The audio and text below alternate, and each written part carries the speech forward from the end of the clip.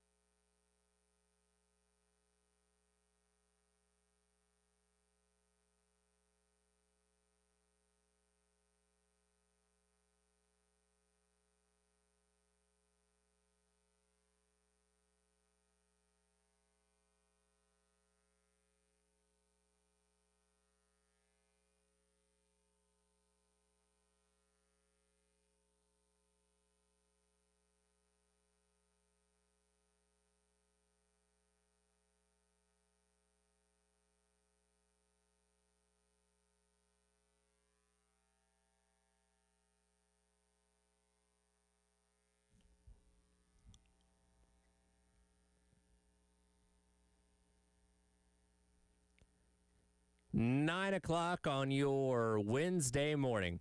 Welcome in. It is the Extra Point. Just Tyler Head along with you here today. Jack Veltri taking a couple of days off to enjoy the bye week a little bit. As of course, once the sports calendar gets started for the fall, Jack is a very busy man doing football.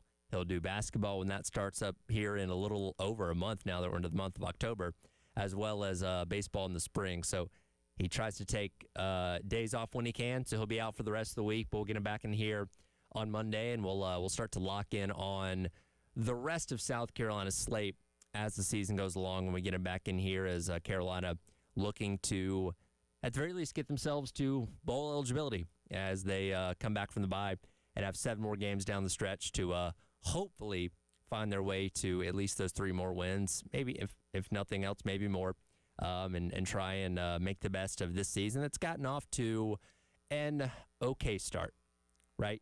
3-2 on the year, not where anybody hoped that South Carolina was going to be, and we talked about this a lot in the offseason, that you looked at those first 5 games, right?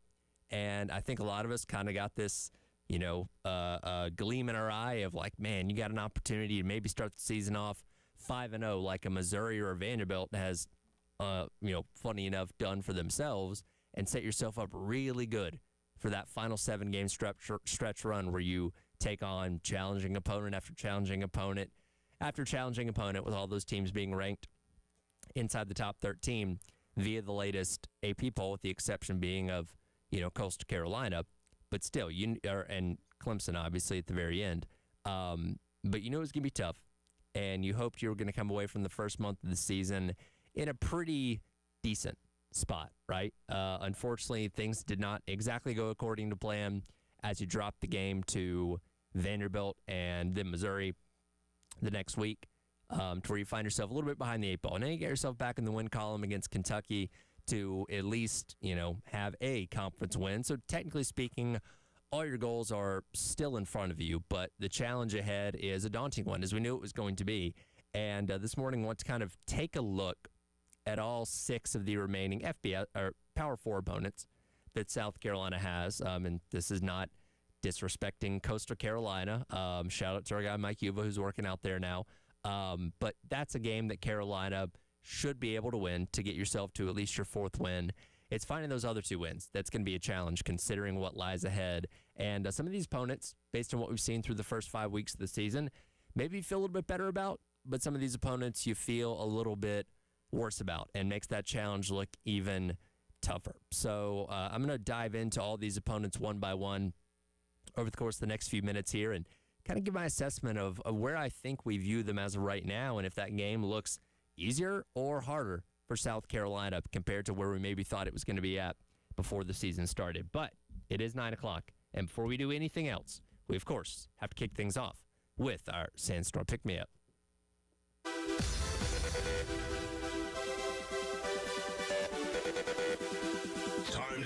arrived. Here's your 9 a.m. Sandstorm, sponsored by George Sink Injury Lawyers. Just call all nines. It is time for your 9 a.m. Sandstorm Pick Me Up, brought to you by South Carolina's largest injury law firm, George Sink Injury Lawyers. If you've been hurt in the car or at work, call George Sink now at 803 all 9. So as we look ahead, Carolina's next game will be next Saturday, taking on LSU. As we learned earlier on this week, that is going to be a night kick either at 7, 7:30, or 7:45, regardless of what distinction it's going to be as far as the kick time. The lights are going to be on down there in Death Valley, and that's when you know that place is at its absolute toughest. We looked at the way the window was given to South Carolina, where it could be flexed between as early as possibly 3:30, maybe a 4 o'clock kick on the SEC network, or one of those night games. And you hoped, from a standpoint of giving Carolina the best chance to win, you probably hoped it was going to be one of those earlier kicks, because then you don't get quite as intimidating of an environment. But you have to play with the cards you get dealt, so South Carolina's going to have to go into Death Valley and navigate the LSU Tigers in a nighttime game where, again, that is them at their absolute toughest. That being said, though, this LSU team is maybe not as tough as we thought they were going to be heading into this game, right? And this speaks volumes to what the standard is at LSU, right? And where the expectations for that program are placed on a year-in-out basis. Because the reality is, LSU is 4-1 on the season. They are ranked 13th in the latest AP poll, and their only loss is by 5 points to a top 5 Ole Miss team. But the way that they've played this year is not up to the standard of where people expected this team to be. And I think we're, in a way, maybe kind of having a similar conversation about, the LSU offense as we are with Carolina's offense, because in both instances, you had two of the more highly touted quarterbacks returning to college football this year. Both Lenore Sellers and Garrett Nussmeier spent a lot of the offseason hearing about, these guys are Heisman Trophy favorites. These guys are potential first-round picks in the NFL draft, and they got all these measurables and things that scouts drool over and all that kind of stuff.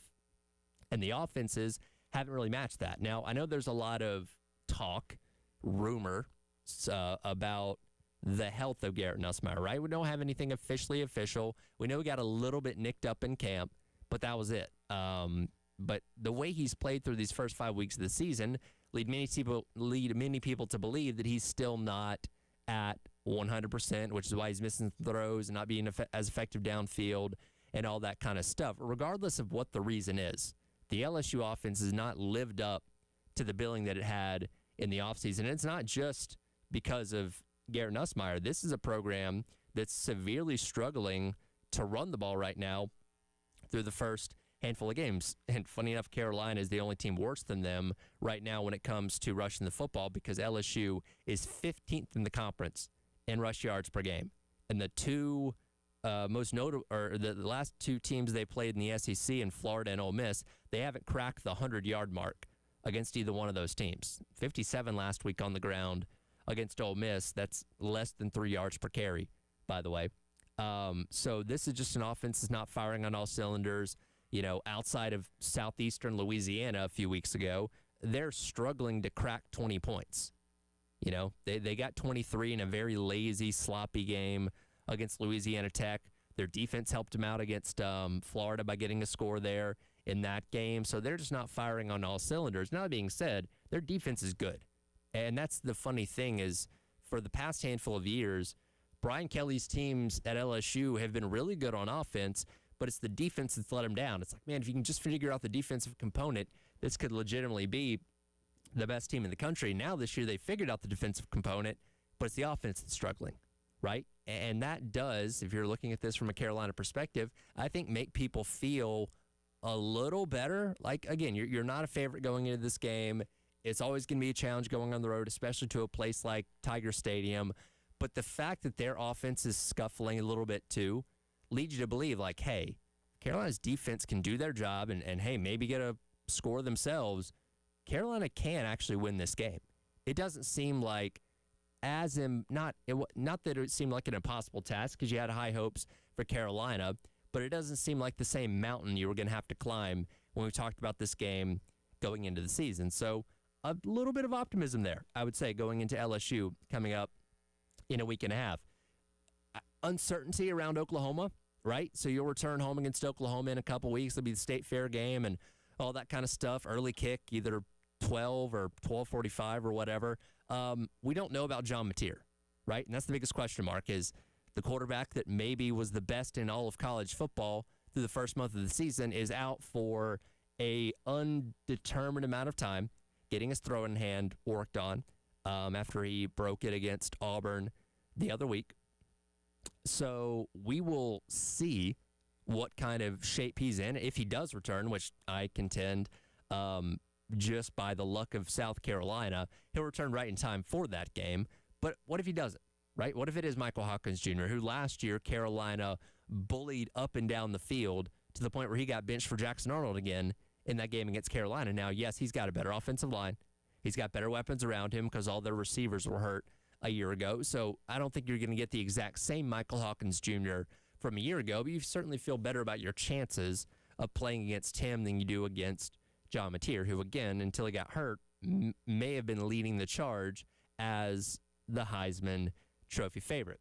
That being said, on the other side, much like LSU, this is a really good defensive Oklahoma team, as you would expect. Brent Venables is a great defensive mind, and even as much as they struggled on offense last year, there was never a doubt on that defense's ability a season ago, right, for Oklahoma. They were still good and helped them, win that game against Alabama and all that stuff late in the season. But it's the unknown of the quarterback that you just don't know, right?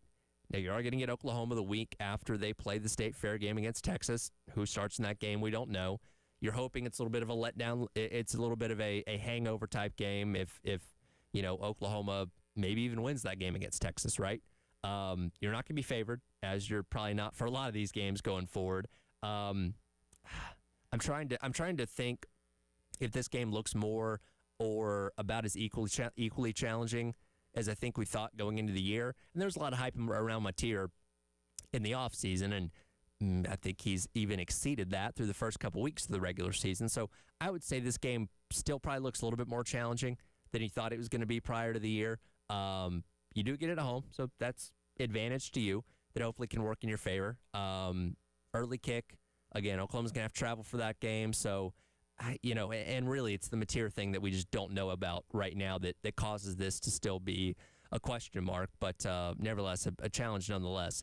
And then you get to Alabama after that, coming in on October 25th. Homecoming game.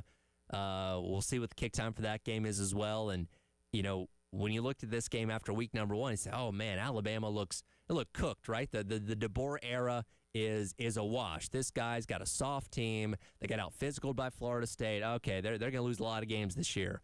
Well, then you saw what they did for Saturday night against Georgia, right? Where they took it to what is typically the more aggressive and physical team in Kirby Smart's Georgia Bulldogs, right? And they also, given Kalen DeBoer always struggles on the road, went out there and won a road game that many people thought they couldn't win. So it's like, okay, well, now maybe Kalen DeBoer's figured things out on the road. You don't know. Ty Simpson looks surgical, right? He is beating the game manager allegations as of right now. That defense looks very good, as they typically do on a year-in, year-out basis. I'd say that game looks even more challenging than we thought it was going to be before the season and compared to what we thought it was even just a month ago after they got shellacked by Florida State down Tallahassee. Alabama looks good, man. Credit to Kalen DeBoer. Credit to that team for turning the ship around after that choppy start of the year and, having to squash the narratives about what that team was, what their identity was, and all that kind of stuff.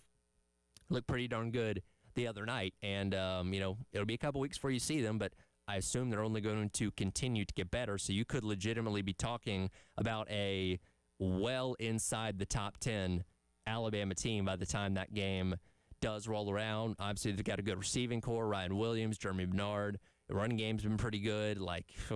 That game definitely is looking more and more difficult as the week goes by compared to where you maybe thought they were going to be taking a step back coming up this season. So that's your next three opponents in LSU, Oklahoma, and Alabama. How about after that?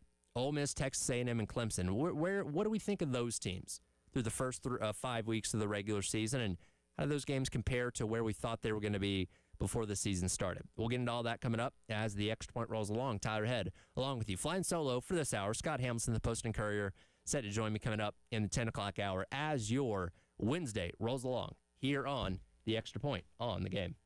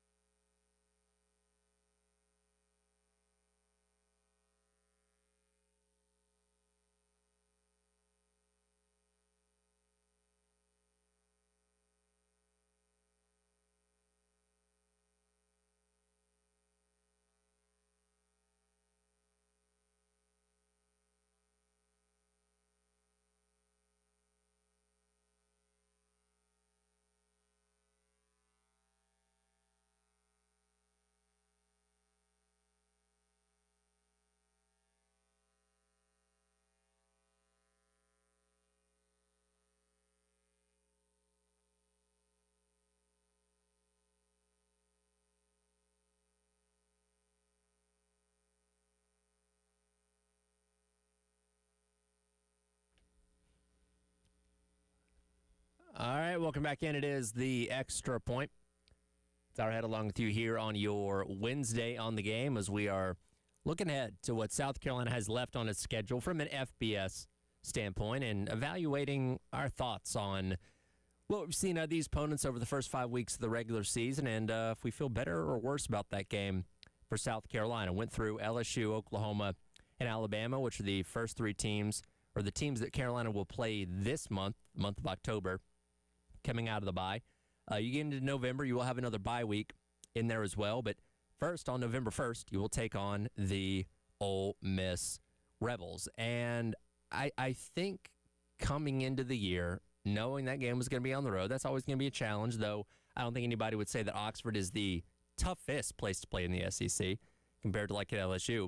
But considering what Ole Miss lost from a year ago, I think everybody thought maybe this was going to be less of a challenge compared to the team that you played a year ago. However, through the first couple weeks of the regular season, we have learned that they might have the best quarterback in college football, right? It's such an interesting phenomenon, and this isn't a new thing. We've seen this in the SEC before. I think back to when Jake Fromm replaced Jacob Eason in 2017 in Georgia, when Kyle Trask replaced Felipe Franks at Florida back in 2019. We've seen examples of the backup quarterback coming in and elevating the team to another level. And I think this is a perfect example of that. Not that Austin Simmons was like terrible. He was a little turnover prone, right? Had made some mistakes with the football, but Trinidad Chambliss has come in and reshaped the identity of his team on offense. And again, looks like maybe the best quarterback in college football as of right now. And I certainly don't expect him to lose his job, even when Austin Simmons gets back to being fully healthy. And again, perfect example, another 300-plus yard game this past weekend against LSU and a very good defense. Now, we hope that by the time this game rolls around, coming up in early November, Carolina's playing its best football offensively and defensively, as they tend to do once you get to that late point in the season. But I mean, it would not be crazy to say that, Ole Miss could maybe be the number one team in the country by then. They'll play Georgia and Oklahoma in the next handful of weeks, and those are obviously quality teams that if they get the win, could continue to propel them higher and higher in the rankings. So you could be going on the road, if nothing else, to a top 5 team in Ole Miss to start that slate there in November. You'll get a bye after that.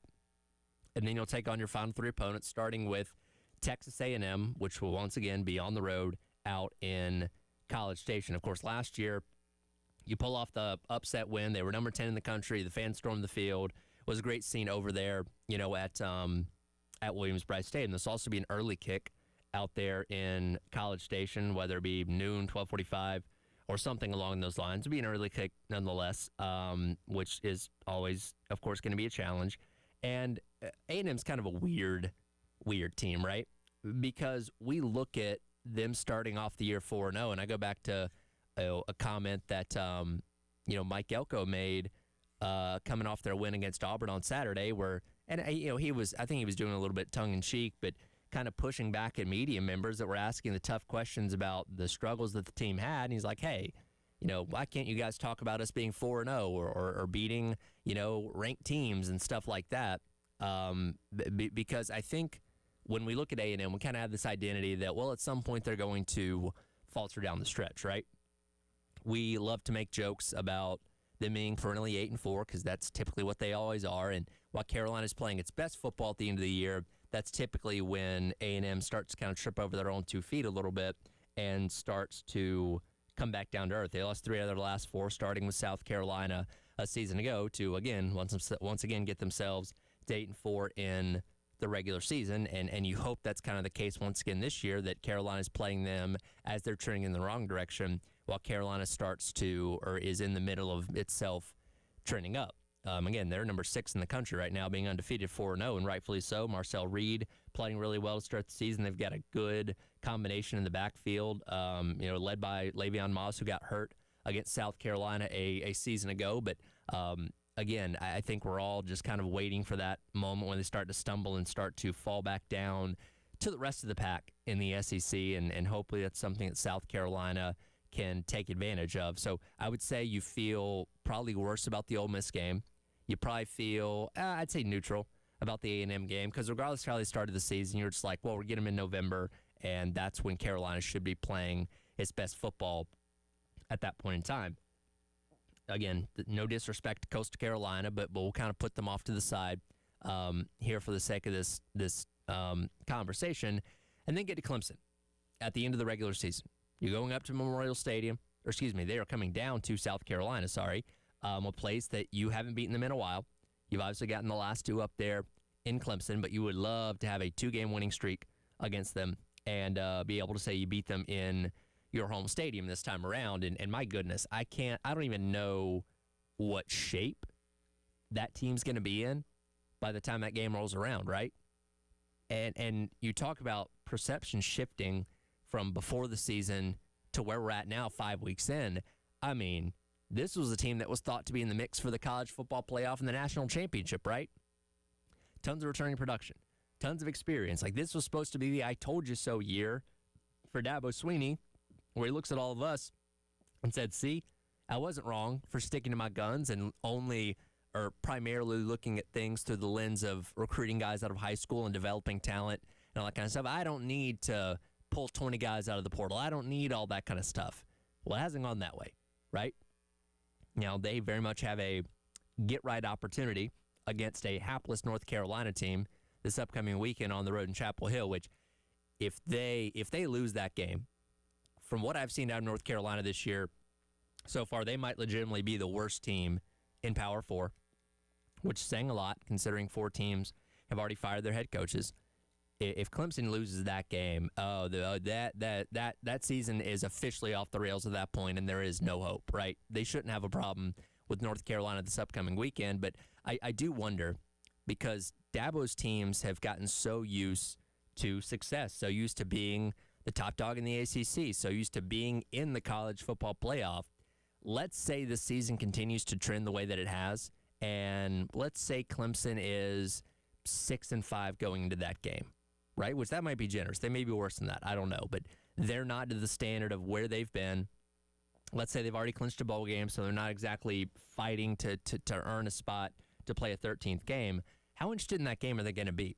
That's my question. Because, again, this is not a situation that this Clemson team's been in for a very long time. You know, they're always in the mix for some kind of big bowl game, some kind of ACC championship playoff berth or whatever. But if they're in a situation where they're just struggling to try and make a bowl game at that point, how interested are they going to be?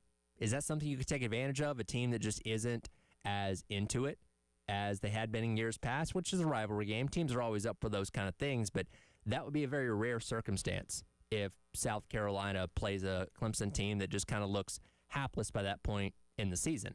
That being said, they are still very talented, and they can right the ship and go on a crazy run and close out the year and be right there in the mix for the ACC and make the college football playoff. We don't know. I will say, if Carolina plays the version of Clemson that we've seen in their first 4 games this year, you've got a phenomenal shot to beat them, right? I mean, there's no reason why you can't go up there or you can't beat them here in your own stadium for the first time in a while. Again, a lot of football to be played between now and then, and it's rivalry games, so there's always that extra added layer to it. But what I've seen from Clemson in the first couple weeks of the season, they don't look any better than South Carolina really at anything, right? So there's optimism there, and certainly a lot more optimism compared to where you probably thought that game was going to be when the season started, or going back to preseason when we were previewing things back over the course of the summertime. So, again, it's going to be a challenge either way. Again, your next 5 opponents are all ranked inside the top 13 as of right now in the AP poll, and some of those teams could very well be ranked even higher by the time you get to them at that point of the schedule. Going to shift things around a little bit coming up next. Typically we do this in 10 o'clock hour on Wednesdays, but I'll let our NFL top 5, bottom 5 also hit some of the headlines going on around the National Football League, as Jack, though he's not here, did send me his thoughts for NFL top 5, bottom 5 for this week. We'll hit that coming up next as the Extra Point rolls along. Tyler Head flying solo with you here on your Wednesday, navigating you through your bye week here on The Game.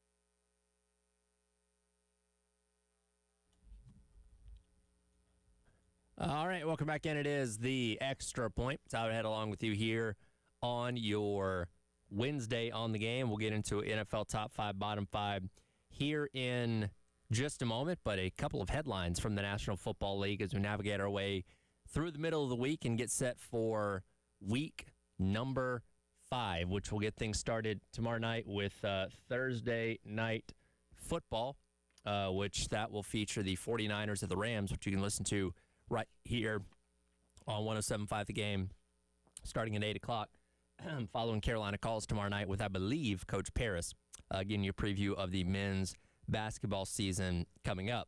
But some headlines going on from a quarterback front this week, starting off with Lamar Jackson, who went down on Sunday's loss, 37-20 for the Ravens against the Chiefs, dealing with hamstring injury, expect to be out for a couple weeks now, and you do kind of have to wonder, is that enough to derail the season for the Baltimore Ravens? Again, still very special on offense, still very capable of scoring a lot of points, but man, that defense, who's also dealing with a lot of injuries themselves, has been porous this year. They have surrendered.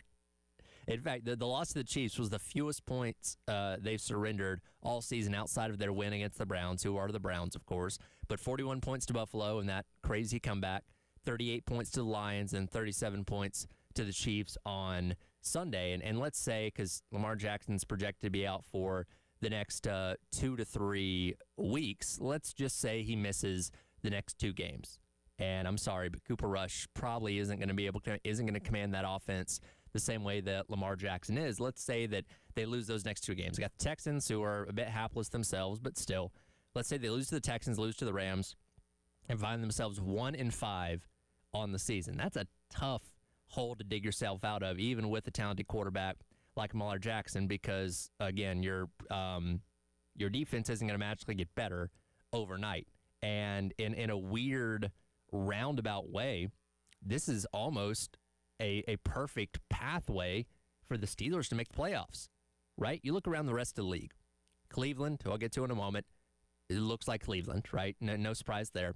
The Cincinnati Bengals, who are without Joe Burrow, looked pathetic the other night. It almost looks like they gave up, right? They put in a very poor effort in the Monday night loss to the Denver Broncos, and nobody's talking about it a whole lot. Pittsburgh, they picked up the win on Sunday in Ireland against the Vikings. They're 3-1, right? Like, this almost seems like it's tailor-made for, and do I expect the Steelers to go on some deep playoff run? No, not necessarily. But I feel like the division could solely fall in their lap now because, and by the way, their next 2 games are against the Browns and the Bengals, so they very much get themselves up to 5-1 before taking on some tougher teams like the Packers, Chargers, Bills, and stuff, coming up later on in the year. But this almost kind of seems like the perfect situation that will allow the Aaron Rodgers team to maybe, just maybe, run away with this division as long as he doesn't get hurt, because the rest of the division just looks lost as of right now. Staying in that division, by the way, I mentioned the Cleveland Browns. Dillon Gabriel going to be getting the start for them this upcoming Sunday as they take on the Minnesota Vikings. I believe that game is also, it has to be overseas. It's a 9:30 kick. Let me see. That game is in London. Okay.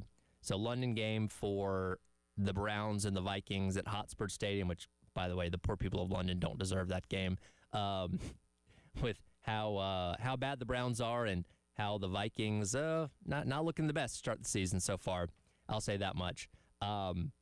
But Gabriel gets to start after Joe Flacco has had his struggles. As we kind of predicted this, right? We'll go back to the offseason when Joe Flacco was named the starter to begin the year. And, Joe Flacco's had his success. He's won a Super Bowl and all that kind of stuff. But, his ceiling is low at this point in his career.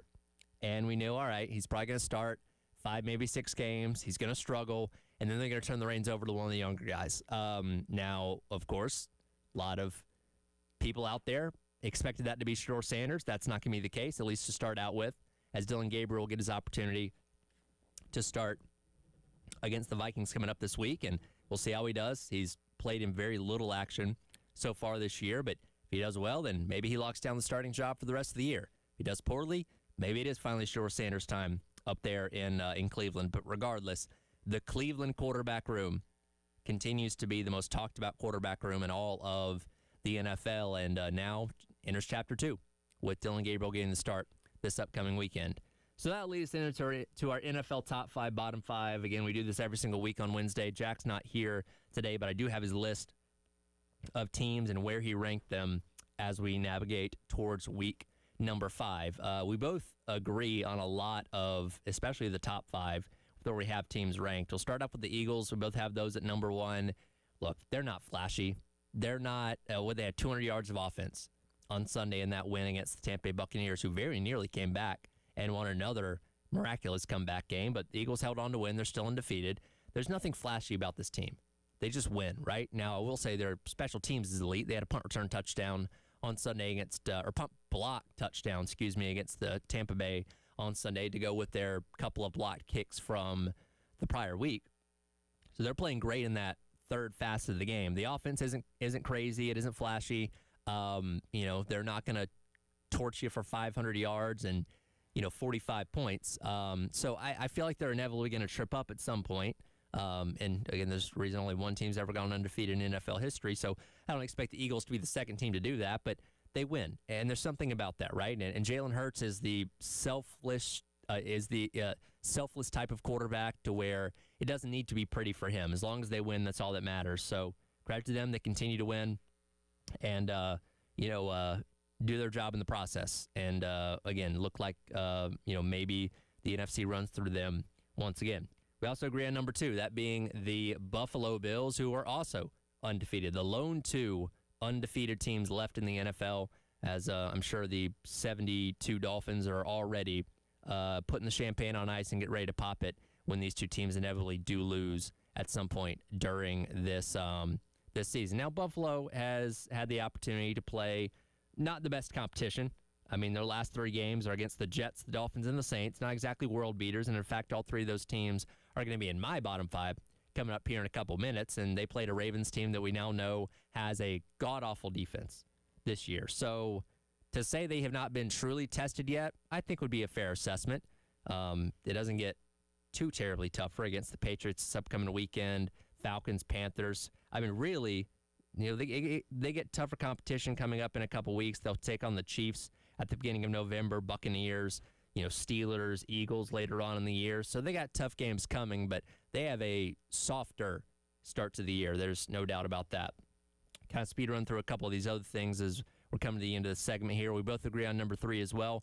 The Detroit Lions, high scoring offense in the league after being held to only 13 points in that week 1 loss to the Packers, but they're firing on all cylinders. In fact, if you didn't know any better, you would think that Ben Johnson is still calling the plays, which I think Detroit enjoys the fact that they still can look very effective on offense. Now, they played the Browns this past weekend, so that doesn't really tell you a whole lot about them, but still, they're scoring at a very high clip, which is very impressive. And, again, you maybe thought the window of opportunity closed on them when they couldn't make something out of the great regular season they had last year once they got in the postseason, but so far so good, off to a really good start so far in 2025. Last 2 here, this is where we're going to differentiate a little bit. He's got the Packers at number 4. I have the Rams. So Packers obviously had the tie with the Cowboys on Sunday Night Football, which I feel like tie is going to be a more prevalent thing with those expanded overtime rules. And I have the Rams. They cooled down a hot Colts team. Puka Nacua had a phenomenal day out there as they're flying under the radar a little bit compared to some of the other teams that only have 1 loss so far this year. And funny enough, he mentions the Colts as his number 5 team, who, again, if A.D. Mitchell didn't drop that ball going in the end zone, maybe they do win that game, or the holding call didn't happen on Jonathan Taylor's long touchdown run. Still looking good, still looking strong, and he has them at number 5. I'll say the Chargers. I know the Chargers lost to the Giants, who aren't a great team, but I still think the Chargers are a very good team that had very impressive wins start the year over divisional opponents, and I think they're in for big things this upcoming season. So to me, 1 loss against the Giants does not derail that. We'll get to the NFL bottom 5 coming up next as we discuss the teams that are at the bottom of the league through 4 weeks of the regular season, including some teams that still have not won a game as of yet. So it's coming up next as we wrap up hour number 1. It is the Extra Point. Tyler Head along with you. By the way, coming up in just a moment, your next chance to win $1,000 with our national cash contest. Just hear the keyword and text it into 95819 coming up here in just a moment. It is the Extra Point on your Wednesday on the Game.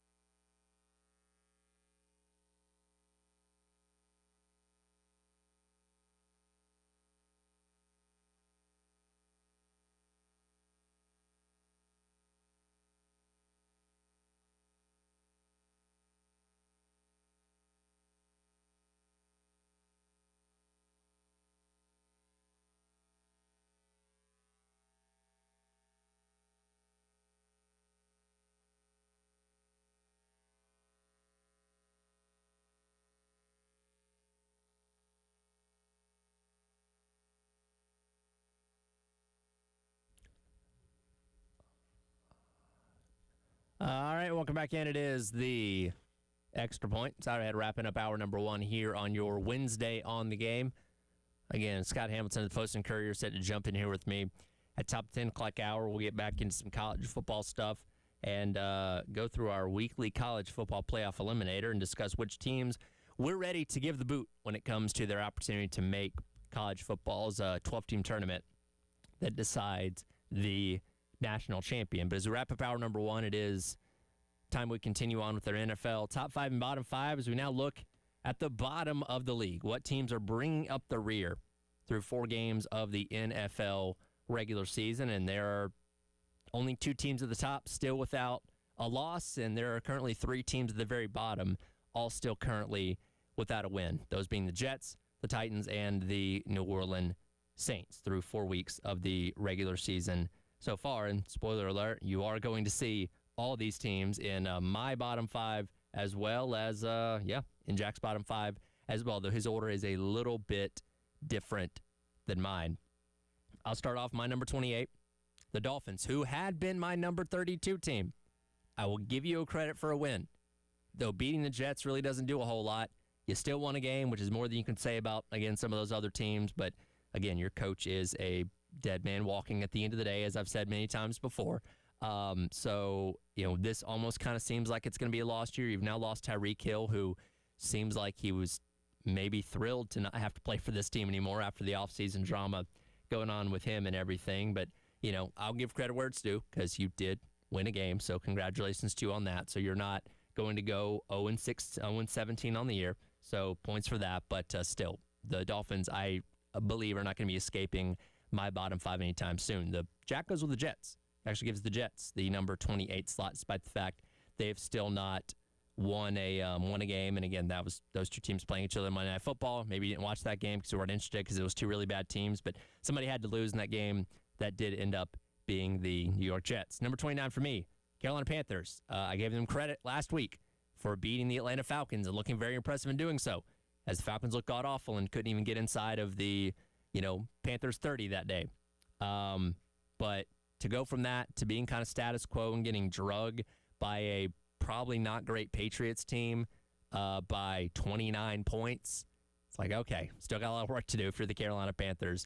So that's why they come in at number 29 for me. Number 29 for Jack is going to be the Tennessee Titans, also a team without a or actually, you know what? I might be actually looking at this upside down. I think his number 28 was also the Dolphins.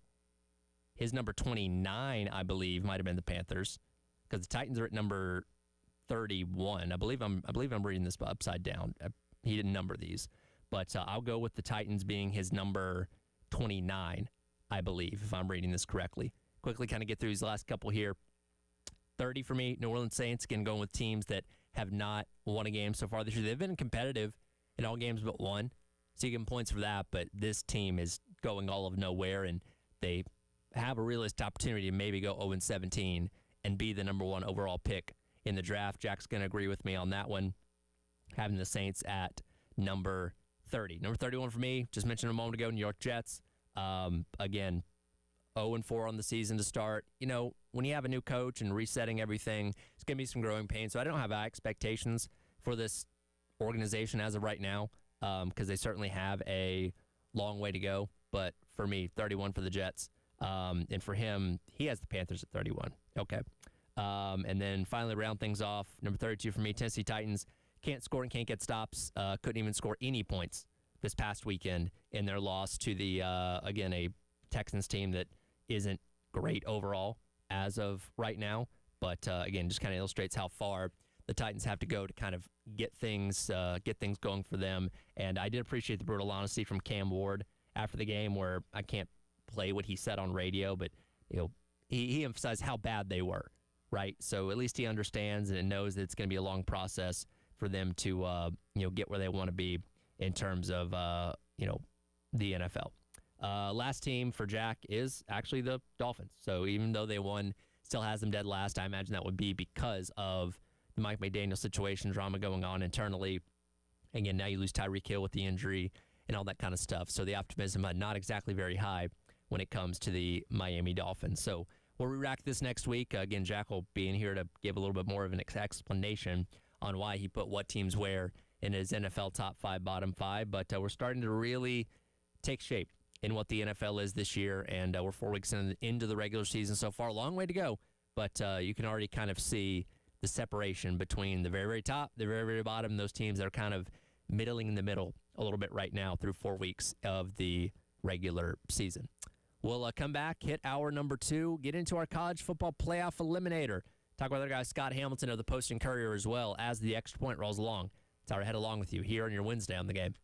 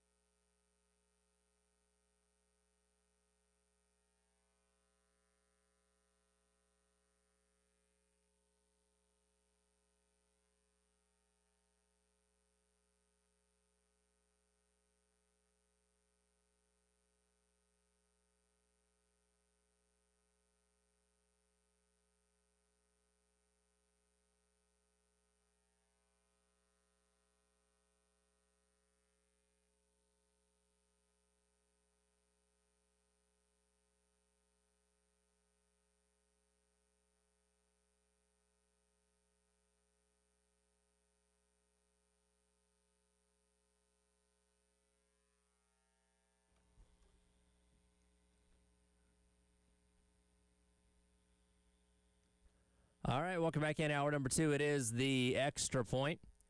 Tyler Head along with you here on your Wednesday on the game. Set to be joined by Scott Hamilton of the Post and Courier coming up here in just a moment as we'll see what's going on with him. It's been a couple weeks since we've talked to him, actually. He'd been filling in for Bill quite a bit on the halftime show with me in the afternoons, and we certainly thank him for doing that. And great now that Bill's back. We haven't had to call on him quite as much, but with Jack being out, he is set to join me here coming up in a couple minutes as he'll help me maybe navigate through this college football playoff eliminator and determine which teams we can safely say are done with their opportunity to make the college football playoff through 5 weeks of the regular season. I do want to remind you real quick, the Loyola-Lisa Special Teams Touchdown Contest rolls along. $400 will be up for grabs when Carolina takes on the LSU Tigers coming up, not this weekend, but next. Of course, go online to 1075thegame.com and register if you've not already for the Loyola-Lisa Special Teams Touchdown Contest. And, hey, if Bakari Swain can return another punt return for a touchdown, you could end up winning all the money in the pot. We already gave away $200 after the South Carolina State game earlier on this year because of what Bakari Swain had done through the first 2 weeks of the regular season. Before we get in the eliminator, let's take a quick peek at week number 6 in college football. I think it was safe to say that the slate we had this past weekend was perhaps the best of the entire year in terms of a lot of high-profile games going on in really just about every single time slot. And it was one of those situations where, being there in Williams-Brice Stadium, I had this FOMO, right? Because I'm watching a game take place in front of me with South Carolina and Kentucky, which, obviously went the way we wanted it to with Carolina picking up the win. But there were so many other high-profile games happening around college football that day and at that exact time with Georgia and Alabama, as well as Ohio State, as well as Oregon with Penn State. It's like, man, I know I'm missing things with these other games, which, I did watch as much of those as I could, got some highlights and all that kind of stuff. But it is kind of nice when you go into a bye week like this one, and you can just kind of enjoy mostly a stress-free Saturday, right? Because when your team's not playing, you can just kind of take in everything else going on around with sport, and your mood's not going to be swayed by the way your team does, either in an early game where it makes, if they lose, the rest of the day is that much more frustrating, or in a late game where you're looking forward to your team's game, but you're almost kind of anxious and nervous, so taking in the other games is maybe not as enjoyable as it would be on a weekend like this. But you do have some pretty notable games going on this weekend happening around college football. Georgia looks to bounce back as they'll take on Kentucky at noon out there in Athens. Again, they're trying to, get things righted after the loss to Alabama this past weekend there in Athens as well. Penn State also looking to rebound as they'll head out to the West Coast, taking on UCLA out there at the Rose Bowl in Pasadena. That's a game they should not have any problem with. You just kind of wonder if the hangover effects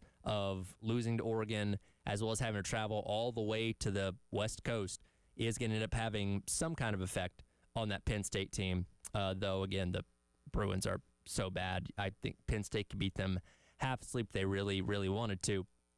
Texas will go into the Swamp for the first time as they take on the Florida Gators. This game happened in Austin a year ago, and it is so interesting, and it kind of highlights where Florida is at as of right now, because 15 years ago, this would have been the biggest game maybe of the entire college football year.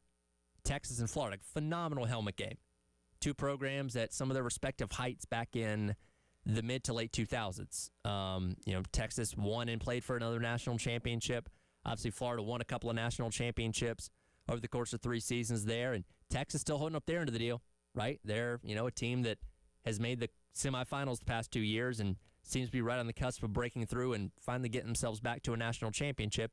Meanwhile, Florida is light years away from that, it seems, and this could be the final game, could be the final nail in the coffin for Billy Napier if things don't go good for the Gators this upcoming weekend, which we'll get to where Billy Napier stands when it comes to the hot seat coming up here in just a little bit. Also, who would have believed years and years ago, even 2 years ago, right? If I would have told you, hey, the college game day, the biggest game of the day in all of college football is Vanderbilt going to Alabama. He said, why? So Vanderbilt can get slaughtered by 70 points? No. It says in your granddad's Vanderbilt team. It's not even your dad's team. It's not even your older brother's Vanderbilt team. This is a much different version of the team out of Nashville that, unfortunately, we saw come into South Carolina a couple weeks ago and pick up the victory. Diego can't do it again, right? Like, these guys can't pull the upset 2 years in a row. Could you imagine the vitriol in Tuscaloosa if they went from the high, just like last year, they went from the high of beating Georgia to, in their mind, still a very low of losing to Vanderbilt. This time at home, oh, man, the switch would flip right back to negativity when it came to Kalen DeBoer. And, look, I picked Alabama. I think Alabama's going to win, but it's not the open and shut thing that it used to be when it came to Alabama playing Vanderbilt in the regular season, especially at home. So that's going to be an interesting game. Are we pulling for Vanderbilt? Do you want to see Vanderbilt win that game? That helps South Carolina out because that's a quality win for a team that beat you that would still be undefeated at that point in time. But at the same time, I guess it's hard to root for Diego Pavia if you're a Carolina fan because, again, the way he carries himself and obviously coming in here and talking some of the trash that he did ahead of the game against Carolina, maybe that's a little bit harder for you. Virginia coming off of one of the biggest wins in recent program history with the field storming of the century, the Avalanche, as I like to call it, over Florida State, who was at the time number 8 this past weekend. That got Virginia ranked. They're 4-1. Tony Elliott's team is off to a really strong start. However, this seems like the classic letdown game because after picking up a big emotional win at home, you go on the road to an undefeated Louisville that nobody's talking about. Nobody, and I mean nobody, is discussing this Louisville team as of right now. They are favored in this game. That almost kind of seems like a perfect storm for Virginia to trip up and find themselves tumbling back out of the top 25 if they do lose this game. Big matchup, the biggest matchup of the weekend. Well, I'll get into this first. Mississippi State and Texas A&M on Saturday night, 7:30 on the SEC Network. I think coming into the year, nobody would have paid this game any attention because, all right, I assume A&M's going to be probably pretty good. But Mississippi State, they got a long road before they ever get back to being respectable in the SEC again. Between beating Arizona State and, quite frankly, they should have beat Tennessee. It was a couple of turnovers that became touchdowns that really ended up being the difference in that game and forcing it in overtime. Mississippi State did a lot of good things, right, before losing in overtime at home to Tennessee. And I don't know. This kind of seems like, again, we talk about A&M being one of those teams that could eventually fall back down to earth like they tend to do every single year and end up going 8-4. This is one I think Mississippi State might have a good shot at winning this game and really kind of proving to people once again that they are a far cry from what they were just last year. Heck, they've doubled their win total already from last year. So credit to Jeff Lebby and everything that he's doing out there in Starkville. And then the biggest game of the day. Oh, no, it's not 1998. It's 2025, but Miami and Florida State, huge matchup.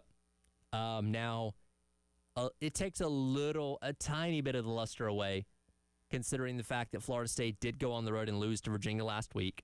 If this was undefeated versus undefeated, and both these teams are ranked inside like the top 6 or 7, then this matchup would be even huger. It's still a really big deal, which is cool.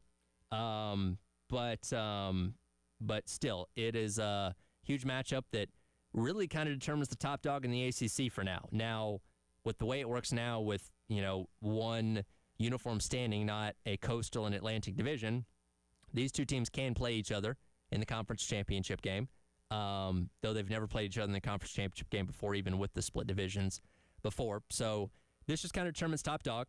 Obviously, Florida State would like to avoid having a second loss in conference because that puts them in a little bit more of a trickier situation.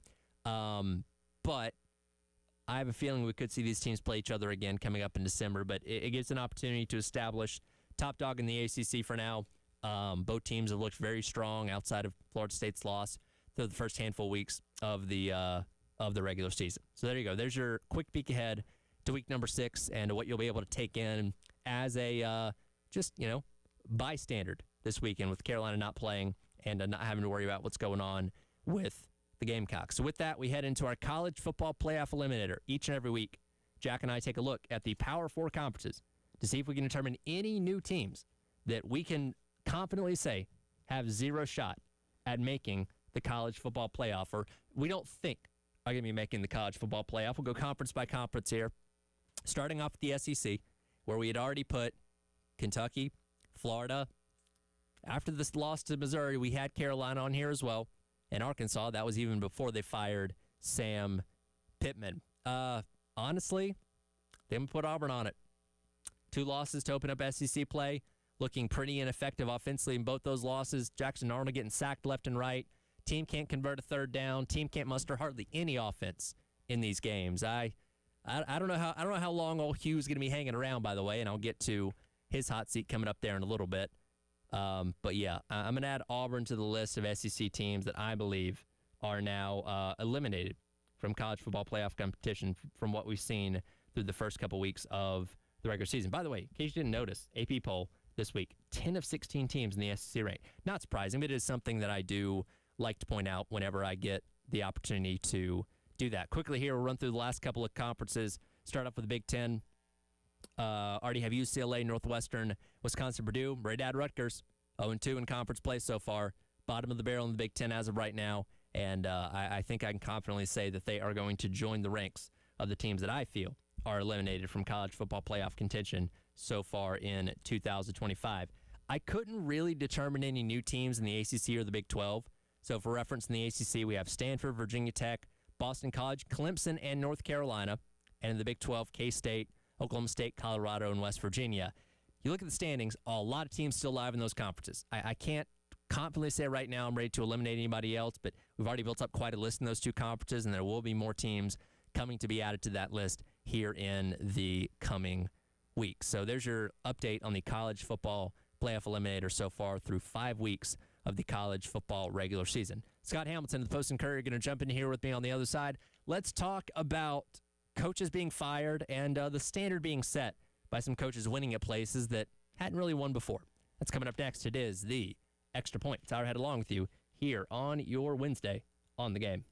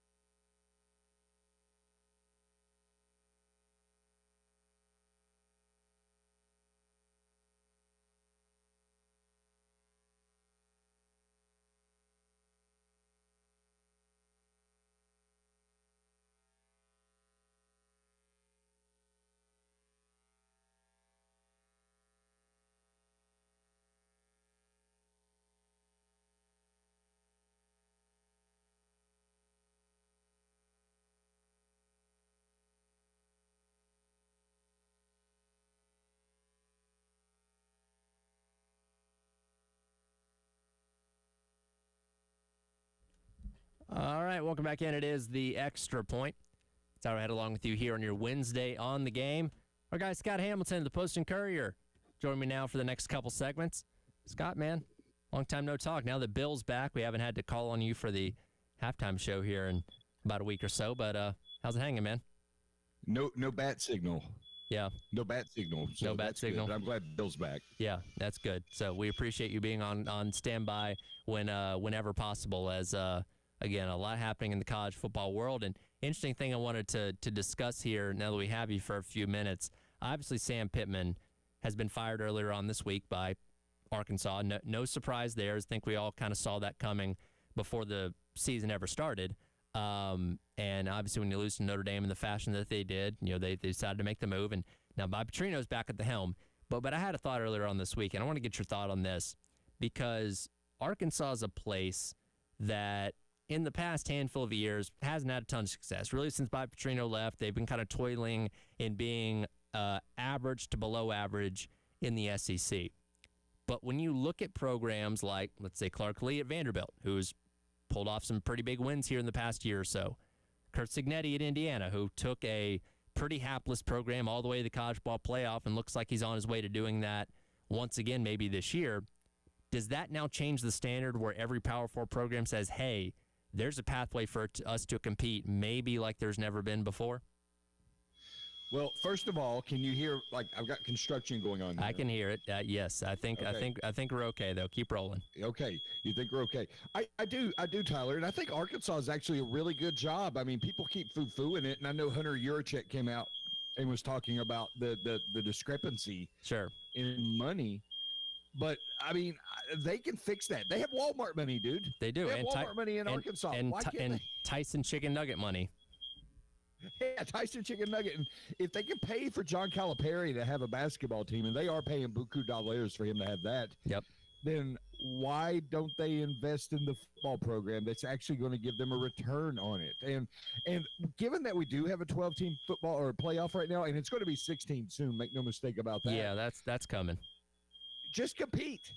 Just compete. Just go out and compete.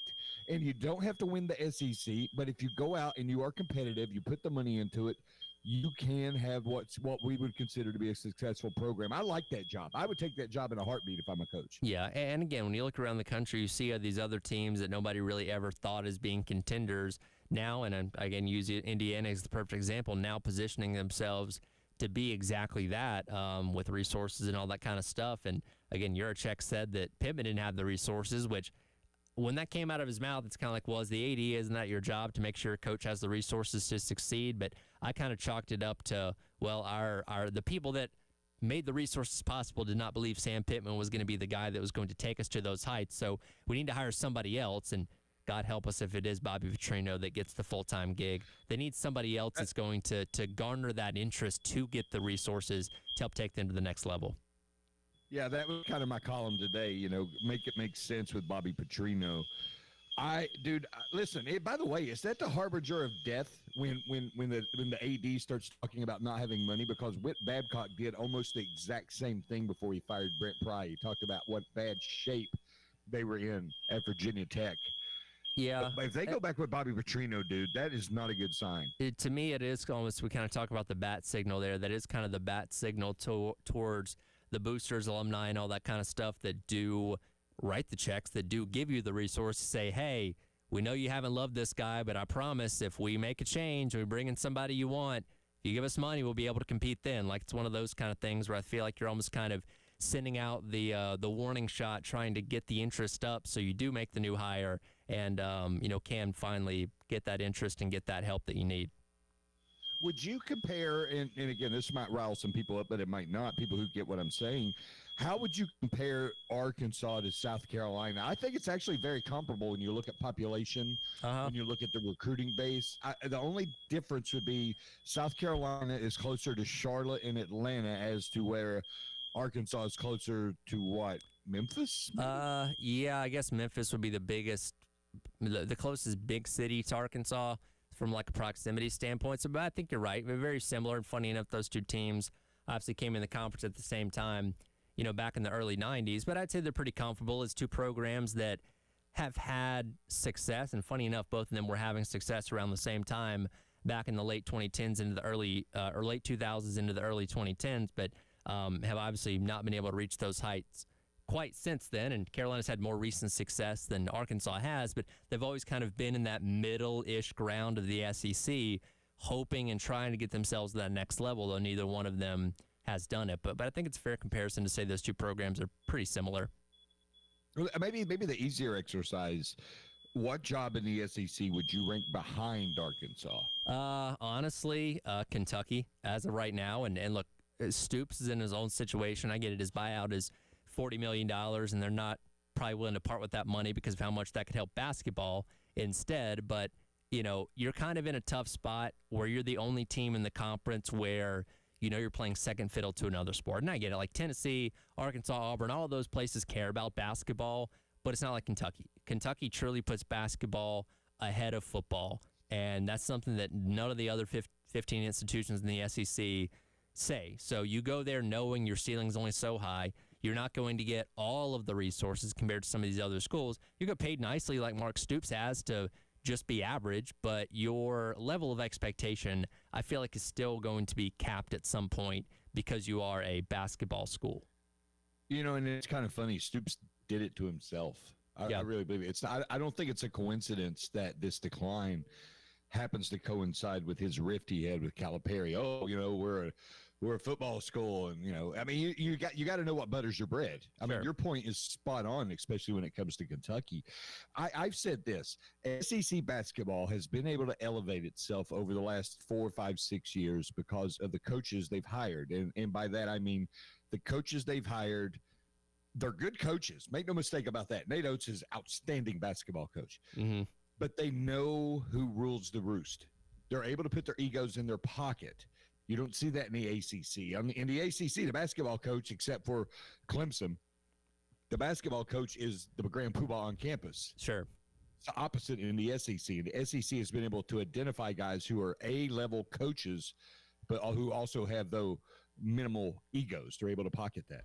Yeah. So, it's going to be interesting to see, kind of taking a look at the candidate list, by the way, for Arkansas. And this is per Pete Nakos of On3 in terms of who they're looking at. Rhett Lashley obviously makes a lot of sense, former Arkansas quarterback there. I guess it's not a surprise that Deion Sanders' name does come up here. Alex Golish, John Summerall, guys like that. Colin Klein out at A&M now. So some of the names that I feel like for a lot of these jobs that are open right now, probably going to be a very similar pool of talent being talked about for just about all of them. Yeah, I mean, that's what's going to happen. This list has been evolving for over a year now. Petrino, I don't know. I know he's got a couple of boosters who are in his corner, but I do not see how you can run that back again. And the only thing that gives me pause is that he was so fast to fire those defensive assistants. Yeah.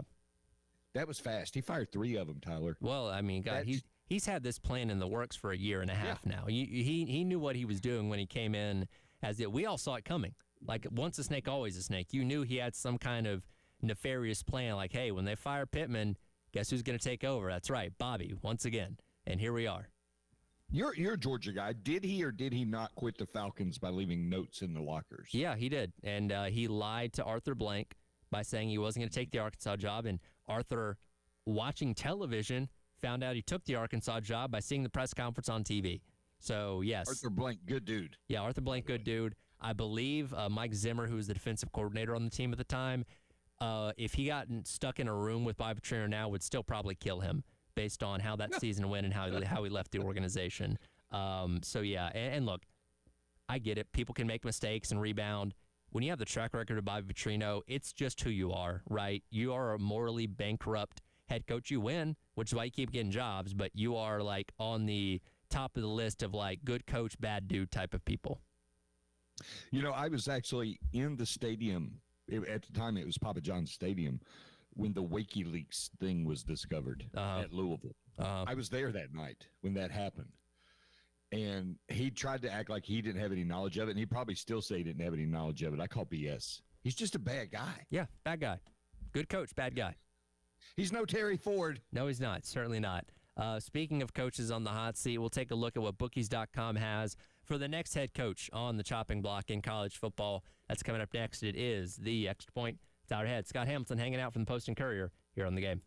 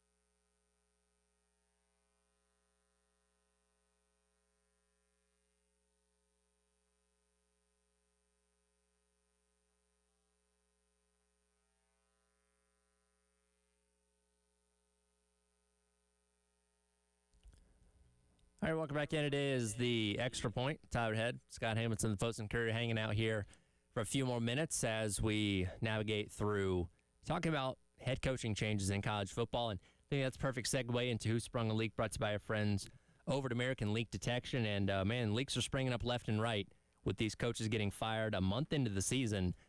Scott, you've been covering college football a whole lot longer than I have. Do you ever recall this many coaches getting canned in the first month of the season? We got 4 Power 4 openings now, and it's October 1st.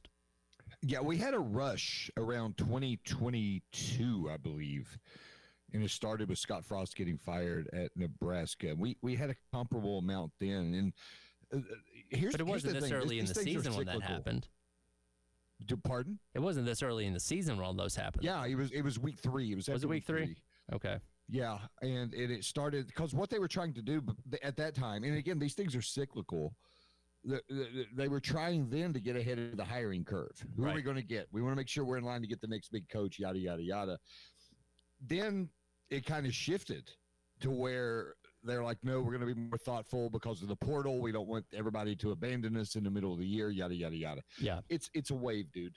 It's a wave. And there's going to come a time where maybe there'll be some normalcy and they don't make changes until the season's actually over. How about that? Wouldn't that be a novel idea? Well, I think there's a strategy to it now. And I look at a place like Arkansas, who has played 5 games now, to where you can't self-shirt yourself, right? To where now if you play 4 games and you say, hey, and we saw this with Castellanos, a year ago at Boston College, where he said, hey, I'm going to redshirt myself and obviously transfer it out and all that kind of stuff. We've seen this many times with players where if your coach got fired, let's say 3 or 4 games in the year, like we saw with Virginia Tech or UCLA. Now, I didn't see many players doing this, but they had the option to. You could say, you know what, I'm gonna check out here. I'm gonna redshirt myself and save a year of eligibility. To where at Arkansas, you can't do that. You can enter the transfer portal and leave, but you've already used up your 5th game of eligibility, which will count against you for wherever you end up going if you do transfer out.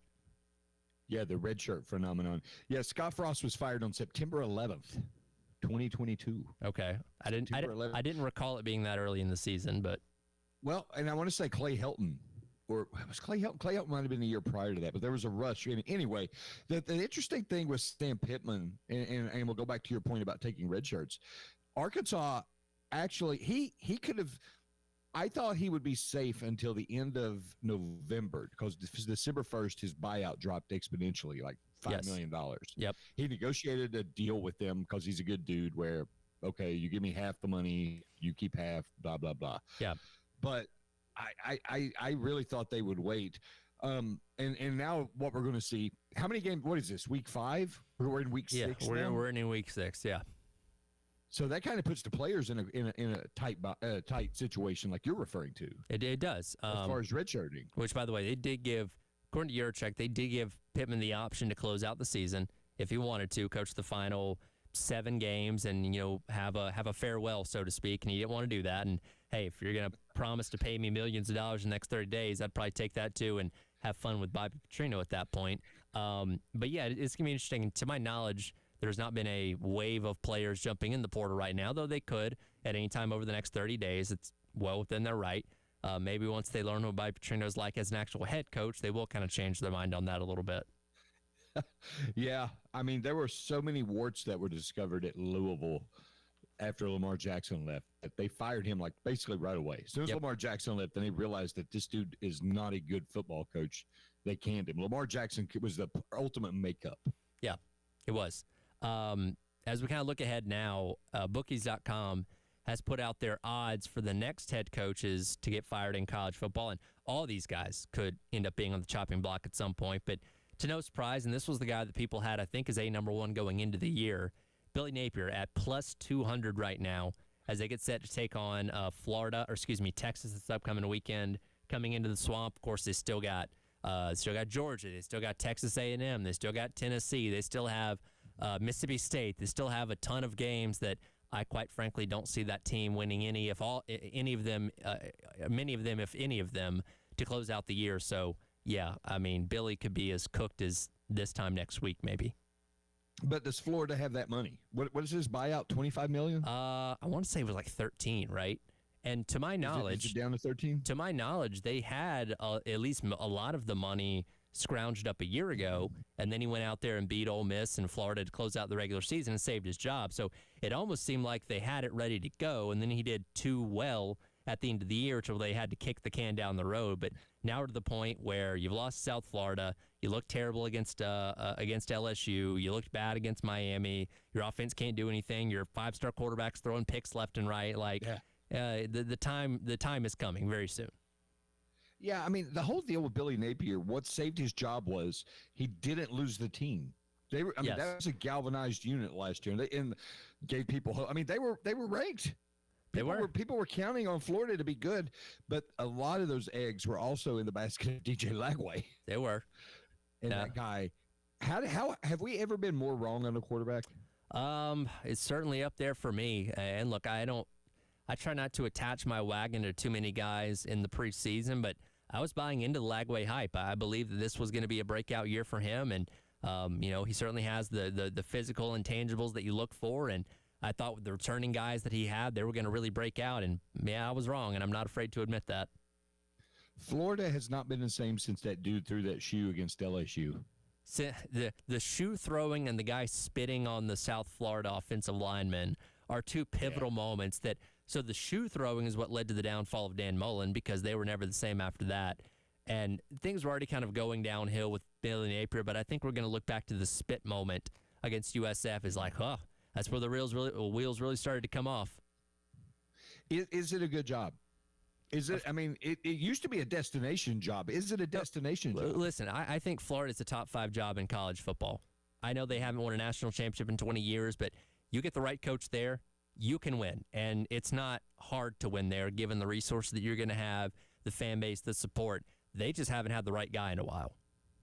I mean, they can. If you can win in basketball, there's no excuse for not winning in football. Exactly. No, I believe that. You should. And again, Jim McElwain was never the greatest head coach. Neither was Dan Mullen. Those guys at least got to SEC championship games, right? Like if you get a decent to good coach, you should be able to have success. And unfortunately, Billy Napier's not been that. Was that Jim McElwain on that boat? It was, yeah. That was him on the Shark. I fully believe that, and you can never convince me otherwise. I don't know, man. I don't know. Elsewhere in the SEC, by the way, not number 2 on this list. Number 3 is behind Luke Fickell, who's got plus 300, and that seems like that's going to be coming very soon, by the way. Hugh Freeze at plus 500. I was one of those people that thought this was going to be the year that Auburn really took a step forward. Hugh Freeze, offensive-minded head coach, quarterback whisperer, all that kind of stuff, gets Jackson Arnold, who I think we can all agree was a better option than Peyton Thorne. And, man, it's not working. They can't convert a third down to save their life. They can barely score 10 points. The wheels are coming off real quick out there on the plains. Yeah, that's another dude that's made it worse on himself with the whole going out and playing golf thing. Yes, the golf stuff looks even worse in hindsight now. It does. It does look worse. And that's a serious job, dude. I mean, Auburn is a different breed of cat anyhow, but it's a serious job. You're going to be under a microscope, everything you do. And you mentioned Luke Fickell. Here's what I found interesting about Luke Fickell. He goes in, he brings in Phil Longo, who's one of those air raid gurus. You know, he's a disciple of Mike Leach and all that, and Hal Mummy. He tried to run the air raid at Wisconsin. Yeah. Dude, those people are hefty people. That's like 3 yards in a cloud of dust. Everything started disintegrating from that point forward, and he hasn't recovered. When football is, evolved by the year 3000, if the University of Wisconsin is still standing, they're still going to be running the power I with, dominant running backs and a hefty offensive line. That is something that should never lose its identity at Wisconsin. They tried to do that, and it didn't work. Totaled a rental car there one time. Do I want to know? Brand new 4Runner, middle of the night, out in the country. And I finally get EMS to come help me, and they put me in an ambulance, and they ask me a question. They look at me and they go, "What year is it?" And I go, I don't know. It's a rental. They thought I was drinking. I wasn't. They were like doing a sobriety or concussion test. How much did that cost you, by the way? It cost me quite a bit, Tyler. I was there for the PGA Championship at Whistling Straits. It only had 80 miles on it, dude. Well, now it only ended up with 80 miles on it. Well, they said, when you use the company Amex, do not get the insurance. But they didn't say, when you use the company Amex, do not get the insurance unless you rent from Enterprise. You didn't have the insurance on the car. My God. Because it was supposed to be on the credit card. Well, how much would the insurance have been on the card? Can't be that much. Well, it was an American Express with basically no limit, Yeah. and so I rent the car. They didn't tell me, look, if you get it from Amex, you got to get the insurance, or from Enterprise, you got to get the insurance. They never told me that, and I didn't Ooh. find out until later. Well, you learned When I started getting these massive bills. You learned that I had lesson to the put it hard on way, my didn't you? insurance. Yes. Well, while you sort out the finances, I'll let you go, and we'll talk to you tomorrow morning. We'll get you in here from 9 to 10 and continue on with the bye week. How about that? You the man, Tyler. Appreciate it, brother. Appreciate it, Scott. Scott Hamilton there, the Post and Courier. We'll talk some racing with Jen Jensen coming up next to wrap up the hour. But real quick, some breaking news coming out a little bit earlier on this hour from the baseball world as Major League Baseball's postseason going on right now. But the Braves have announced that Brian Snitker, manager for basically the past decade, is moving on from being a manager and will go into a senior advisory role with the organization. Of course, he's a lifetimer with the Braves, had been a minor league coach, been an assistant coach under Bobby Cox and all that kind of stuff. And we kind of knew this was probably going to be his last year, but official this morning via press release, Brian Snitker will not return as the manager for the Atlanta Braves coming up next year. We'll dive into more of that as the day does go along. We'll talk some racing with Jen Jensen, wrap up hour number 2 of the Extra Point here on your Wednesday on the Game.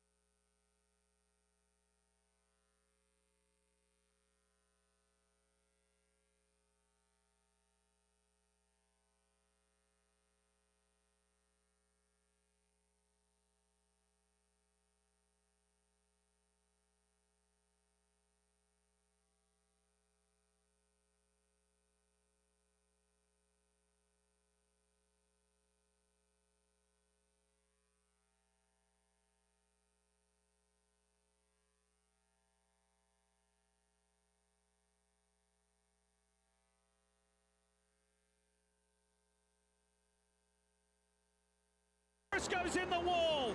Bubba's hanging on. Here comes Hamlin. All right, welcome back in. It is the Extra Point.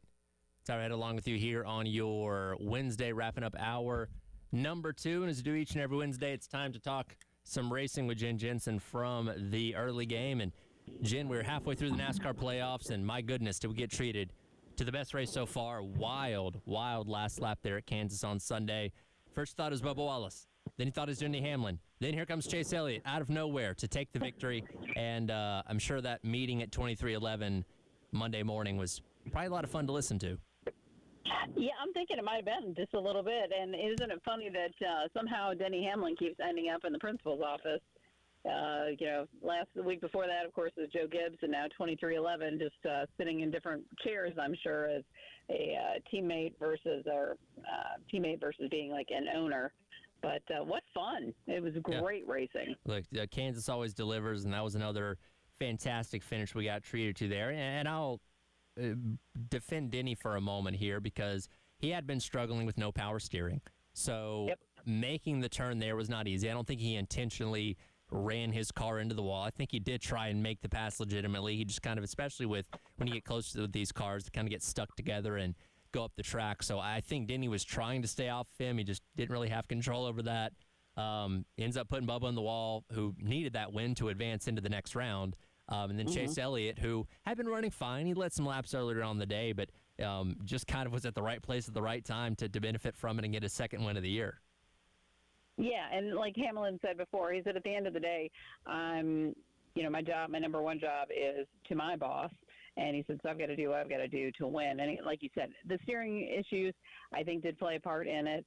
Bubba wasn't so happy, so they can kind of agree to disagree. But like I said, to see Chase just come out of nowhere, and honestly, you saw some people who were it proved how good the racing was, because you had William Byron and Tyler Reddick, who had been relegated to the back, and man, they made comebacks where they were in contention. So it really, again, overall, was a great day of racing. Well, and that's what makes Kansas so fun. Again, talking racing with Jen Jensen here from the early game. Kansas is so fun. It's multi-groove. You can run top to bottom, and we know with this next-gen car that we're now in year number 4 of, those are the kind of tracks where it works at its best. And I really think over the past now 3.5 years, there's been no track that's delivered more consistently good racing than Kansas. And I'm glad it's part of the playoffs. And, man, we got treated to another phenomenal one on Sunday. Yeah, I'm really glad it's in the playoffs. And I saw several people who were like, you know what?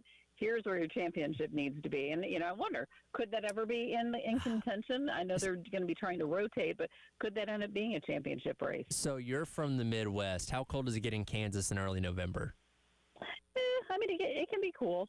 So that may be part of the problem. But they did have a warm day the other day. It was pretty nice. Funny enough, they were playing about 20 minutes away from where the Chiefs and Ravens are, so I'm sure that hurt attendance a little bit. But still, great race regardless. Yeah, no, absolutely. And like you said, I don't know what the weather would do, but again, you get really excited and think, oh, now what can we do when you have such a great race like this? And I hope that just encourages other people, as the media talks about what a great race it was and a great finish, that just brings more eyes to the sport. So I mentioned how significant that win would have been for Bubba Wallace, because he now goes into the Roval this upcoming weekend on the outside looking in, and this is where your second cutoff happens, where we go from 12 to 8. Ross Chastain, 13 out. Bubba, 26 out. His teammate, Tyler Reddick, 29 out. Cindric, 48 out. Again, Ross Chastain, very feasible way he could point his way in with stage points and a good finish. But Bubba, Reddick, and Austin Cindric, all those guys pretty much in must-win mode going into this weekend. Yeah, and going into the Roval where, again, you have a road course where Bubba Wallace isn't phenomenal at those. I mean, he doesn't do bad, but for him to get a win, that's a pretty big ask. Yeah, and look, let's be honest here. SVG, unless something goes wrong, is probably going to win this race. So I don't like your chances of going to the Roval saying, well, I'll just go out there and win the thing, because you have a road course merchant that's out there that's probably going to, despite the fact he's not in the playoffs anymore, probably going to dominate this thing once again. Oh, 100% he will, and that's what you should expect. So, I mean, the best thing that Bubba Wallace and his 2311 team can do is try to have some kind of off strategies and just kind of hope for the best. Now, they can possibly benefit. Logano's only 13 up. Chase Briscoe's only 21 up. One of those guys goes out early, and the Roval does lend itself to chaos. One of those guys goes out early and finishes dead last and gets no stage points, you could see a little bit of a flip there. Yeah, that's true. There could be some math games there, but yeah, for the most part, it's not looking so great for Bubba Wallace. But again, at Roval, it does provide some pretty good racing as well and some uncertainties. So it will be fun to see how it ends up. Yeah, definitely one of the more chaotic things that happens in the playoffs, and should be fun this upcoming weekend. And man, just like that, we'll be down to only 8 to go, and 4 more races to decide who the champion's going to be. Yep, I'm looking forward to it. I think it's going to be a great end of the season. Should be fun, and we'll talk about it next week as we look ahead to the daunting round of 8 to set the table for the Final Four coming up here in a couple weeks in Phoenix. Outstanding. I appreciate it, Tyler. Absolutely. Appreciate it as always, Jen. Jen Jensen from the early game there talking racing with me as she does each and every Wednesday. We'll come back. We'll jump into the Gamecock Central Takeover Hour presented by Firehouse Subs. What's our assessment of the Gamecocks through 5 games so far this year? We'll dive into that coming up next as your Wednesday rolls along here on The Game.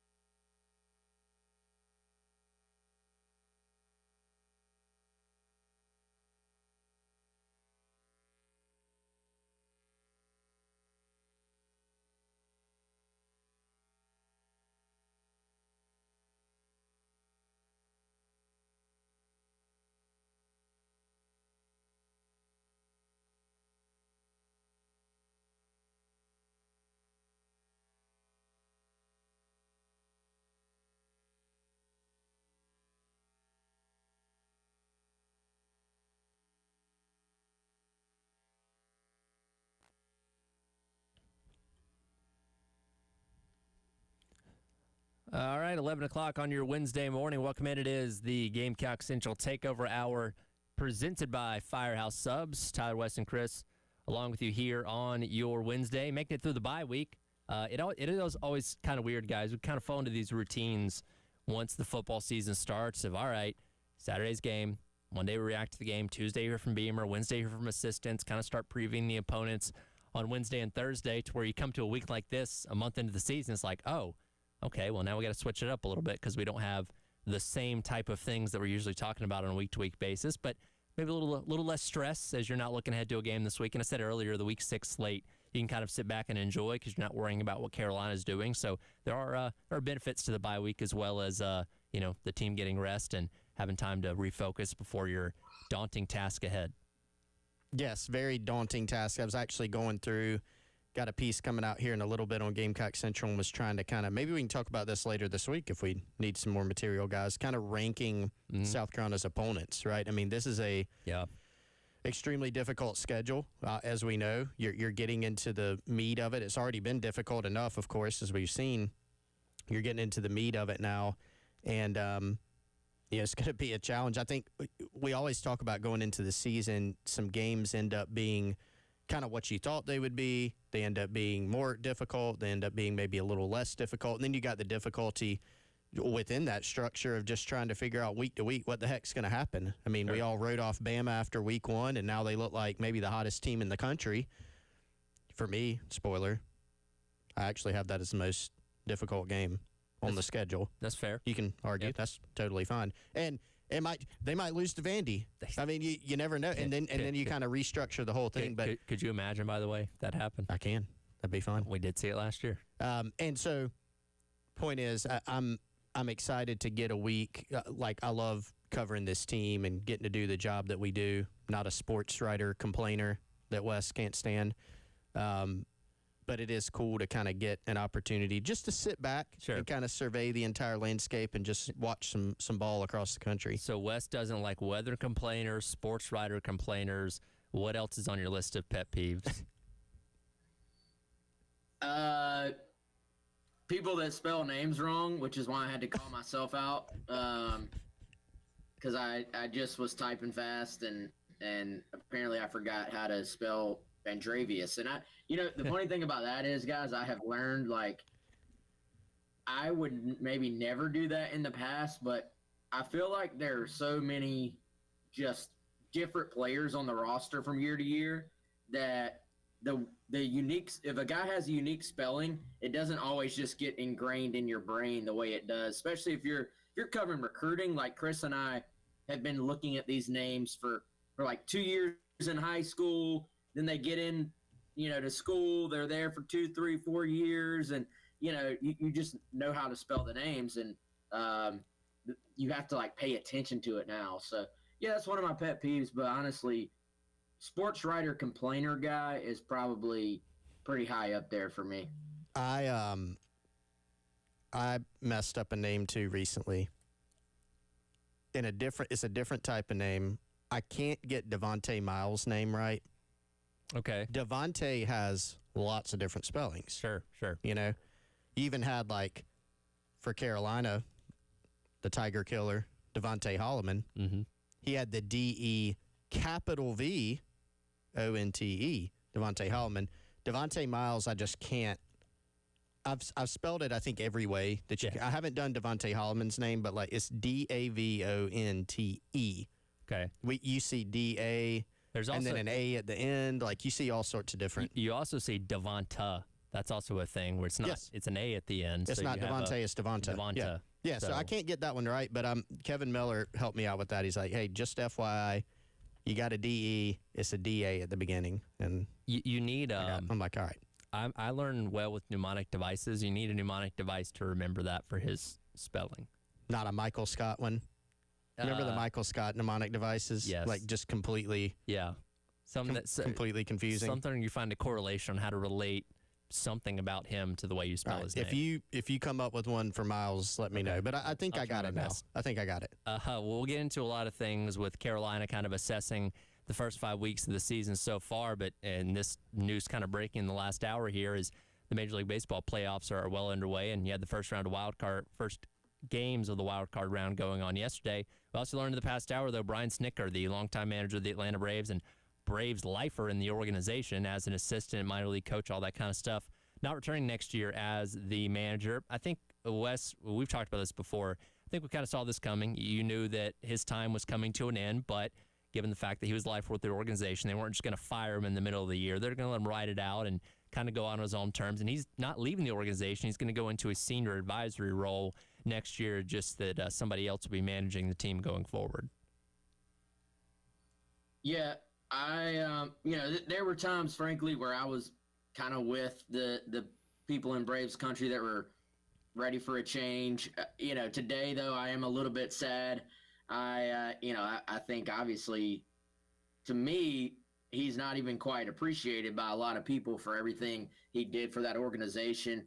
And, the World Series run, the run of, all the just division championships, and the way he kind of old school management style combined with, trying to mix that in with the new school analytics and all that stuff. I really liked Snit, and I'm trying to read between the lines here too. The reporting is obviously fresh. More stuff will come out on was this his decision or not. I think the initial, I think it was Jeff Bassan maybe broke it. I know he was one of the first ones. Kind of made it sound like Snit made the decision. Then some of the local guys, the way they have worded some things, kind of made it sound like maybe it wasn't his decision. His contract was up. So it did make for a very easy sort of maybe not firing, but just like, hey, we're not going to bring you back type thing. Maybe, Yeah.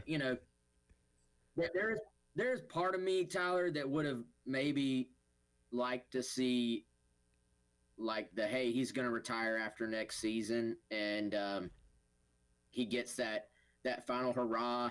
Maybe with an actual healthy team. Yeah. Maybe with a team where they go out and like add a couple pieces for him in the offseason. Sure. He caught a lot of blame this year when they sat around and did nothing all offseason. And you can't really convince me that was all Alex Anthopoulos' decision to not go spend some money. Like that had to have been from above. So I don't know. I think he caught a lot of flack. It's easy to be like, hey, I want one of those new, more modern managers. And then you can look around the league, guys, though, and see those guys just the same, lasting sometimes 2 years and then being out. The ones that are just all analytics based.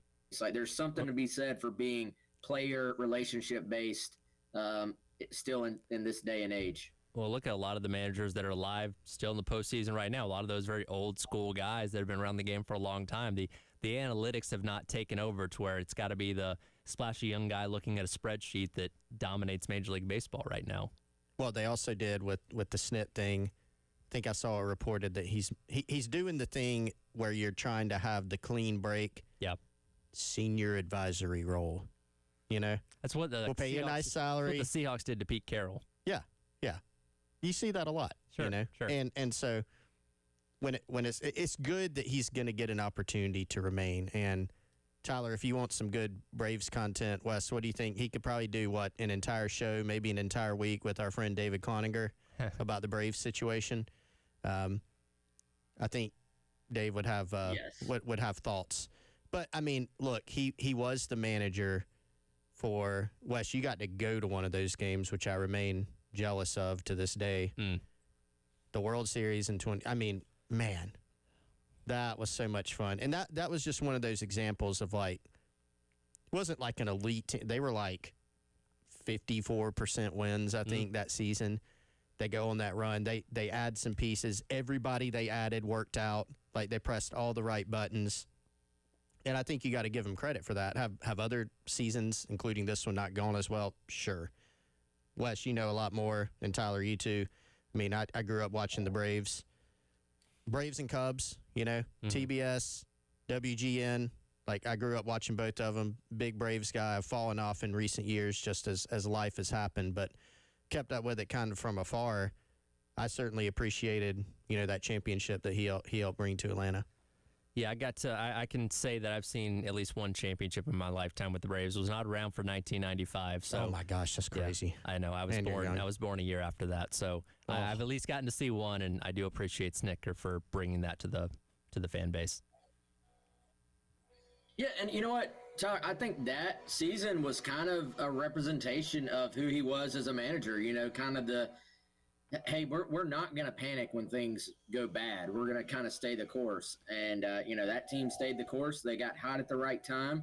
And, I remember that entire year you were going, man, I think this team's got a little bit more in the tank. It just has not happened. It has not played out the way you wanted it to.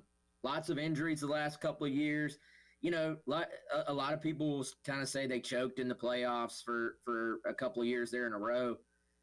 Man, how many of those years were there a couple of their just main pitchers either not available at all or in a situation where they were not themselves because they were coming off of injuries? So hard to blame Snit for that, man. Yeah, and we don't have any clarification on who the next manager is going to be. The Braves organization, and when you look at the hire of Snicker becoming a manager a decade ago, they do like to go internal, like to have guys that are within the building and have been a part of the organization. So do you go with the Walt Weiss off the bench? Do you go make an outside hire and do something different this time? Obviously, there's going to be time to answer those questions, but the Braves kind of tend to like to have guys that have already been in the organization. So we'll see what route they decide to go. Guys, also a little bit of kind of Braves related. Ron Washington, who was a key, was with the Angels and took medical leave. I think is doing okay. Had quadruple bypass. Yeah. And he will not be back either. Which, did you see the weird graphic they put out for that yesterday? And I get it, they're the Angels, but still, it looked kind of, it shocked you a little bit. It's one of those, if you saw it without context, you'd be like, oh no. Right. It's an, oh my gosh. And then you're, oh, okay. He's just not coming back as manager. Again, that was a little. They're the Angels, I get it, but maybe. I think that went through a little bit more. For a coach that is older, you know what I mean? Like, people are going to jump. Did they have him in heaven? They had him in, like, the clouds, right? It's very ethereal. It said, thank you, Ron Washington. And I'm like, ooh, I don't know if I would have made that graphic. I can't believe you haven't seen that. Oh, man, it was kind of bad. I haven't. I'm going to have to check that out. Yeah, that maybe they didn't think that one through. But, Ron Washington is alive and well. And, he's not returning to the Angels, so I don't know if that potentially puts him in the mix for the Braves. But that's probably the most beloved third base coach the Braves have ever had. So people, if he's in shape for it, people would not be sad to see him make a return if it does come to that.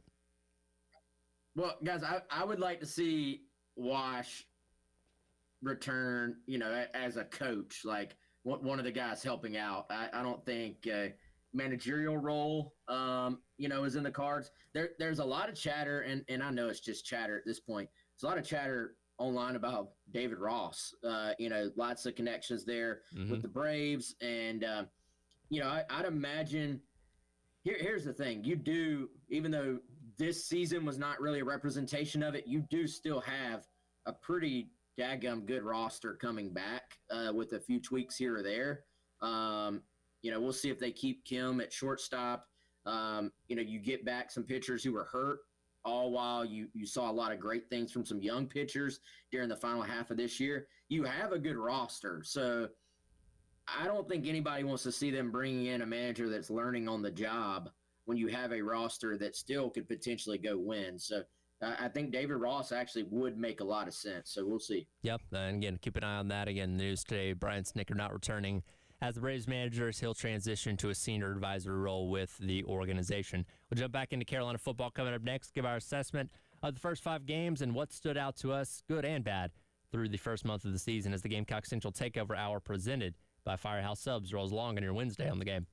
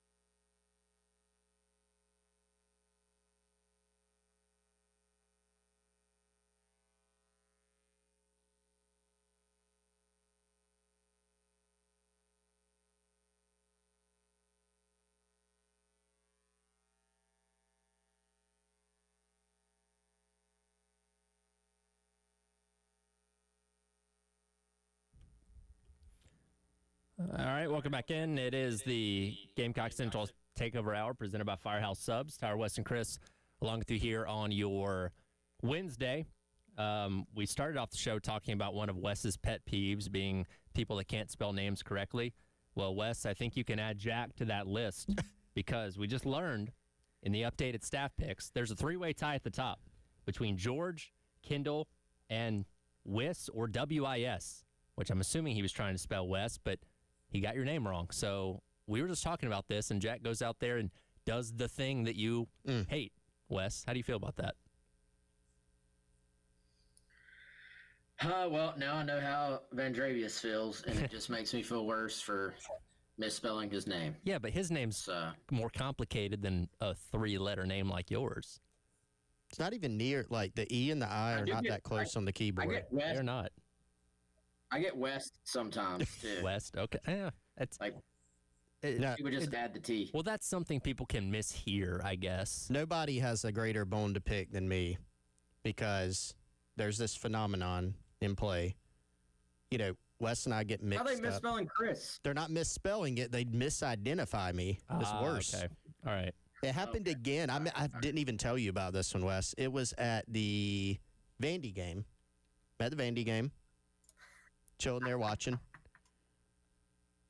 Last week, by the way, a guy sitting right next to us was on Gamecock Central, which was funny during the game. Happens a lot, of course. But during the Vandy game, I'm sitting there. I think there's like a TV timeout. And I hear, Wes. And at first I didn't pay it attention because it's not my name. Sure. And then eventually I realize, oh, yeah, okay. There, he thinks I'm Wes. And I'm like, I turn around to him and he's like, asked me a question and I just talked to him for a minute and that was it. My wife's like, you didn't want to tell him? And I was like, You didn't correct? No, normally I do, but I don't know. See, I think it's fun. I think it's funner if you guys just roll with it. But the funny thing is that Wes does not. I think maybe once has been called Chris. I always get. I don't know what that says. Interesting. Wes is. I think maybe the more important, the more well known. I assume that's all I can think of. So I was going to say when you are together doing something, are you introduced as Wes and Chris or Chris and Wes? What happens more often? Oh, I don't know. Like, is Wes typically the lead on that? Maybe that's why. Maybe. And a lot of people recognize I feel like it's typically Chris first. Yeah, I don't know what it is. I mean, a lot of time, like Wes, when we do our podcasts, like he kind of leads, like he brings us in and out. He's kind of running the show. And so I think people, I really don't understand it, but it's fine. I mean, it's fine. Yeah. Whose name? It could be mistaken for worse people. I've kind of fallen into the rut doing this over and over again. Whose name do I say first? Do I say Wes or Chris? I honestly can't remember. I don't know. We'll start logging it. I think I might say Wes first, actually. Yeah. I don't know, but it's it really doesn't bother me that much. I just think it's funny, and I'm fascinated by the dynamic of why I only get called Wes and not Wes getting called Chris. Like Wes, you did have that story one year. Like it happened. It finally happened. Somebody called me Chris. I'm like, okay, cool. Yeah. But maybe you guys, I know you have like your On 3 and GC shirts. Maybe you should have your name on them. Start doing a name tag. Yeah, do a name tag. I'll just put not Wes on my back. I mean, here's an idea for the staff. You all have Gamecock Central like jersey shirts with your name and like a number on the back. You pick whatever number you want. Chris, not parentheses, not Wes. Chris, not Wes. Yes. Just so people know, and you can be Wes, not Chris. You should put a QR code on the back of it, Chris, but then when they go to the QR code, it just says, I'm not Wes. A website, I'mNotWes.com. I'm not Wes.com. By the way, please subscribe to Gamecock Central if you're not already. I mean, I think it would work. Great marketing idea. I mean, making things happen during the bye week. Let's get you on the phone. Let's talk about this. All right. I think this could work. Anyways, back on track here, talking about the first 5 games of the regular season so far for South Carolina. Entering the bye, we obviously knew going back to the summertime when we were previewing the schedule, the toughest part is going to be the final 7 games. We saw a path where Carolina could have maybe got 4 or 5 wins in the first 5 weeks of the regular season. Obviously didn't end up happening, but you're not in a terrible spot, right? You're 3-2. You'd love to be 4-1 or 5-0, obviously, but that classic, all your goals are still ahead of you is still very true. And if you somehow survived these final 7 games and went 10-2, I mean, you still can accomplish everything you want to accomplish. Easier said than done, obviously, but you're not out of the woods with it. You're not out of contention for anything yet, so to speak. Yeah, I mean, I feel like at some point I realize there's going to be an expiration on me saying this, and that is we still don't know a lot about all these things. Like, what is the ceiling? What is South Carolina's ceiling? I mean, I think we've seen enough. Their ceiling is probably not as great as an Alabama, for instance, who's, lost 1 game, but right after that they win 73-0 against somebody. No disrespect intended, just don't remember. I think it was ULM, right? Yeah, ULM. That's right, ULM.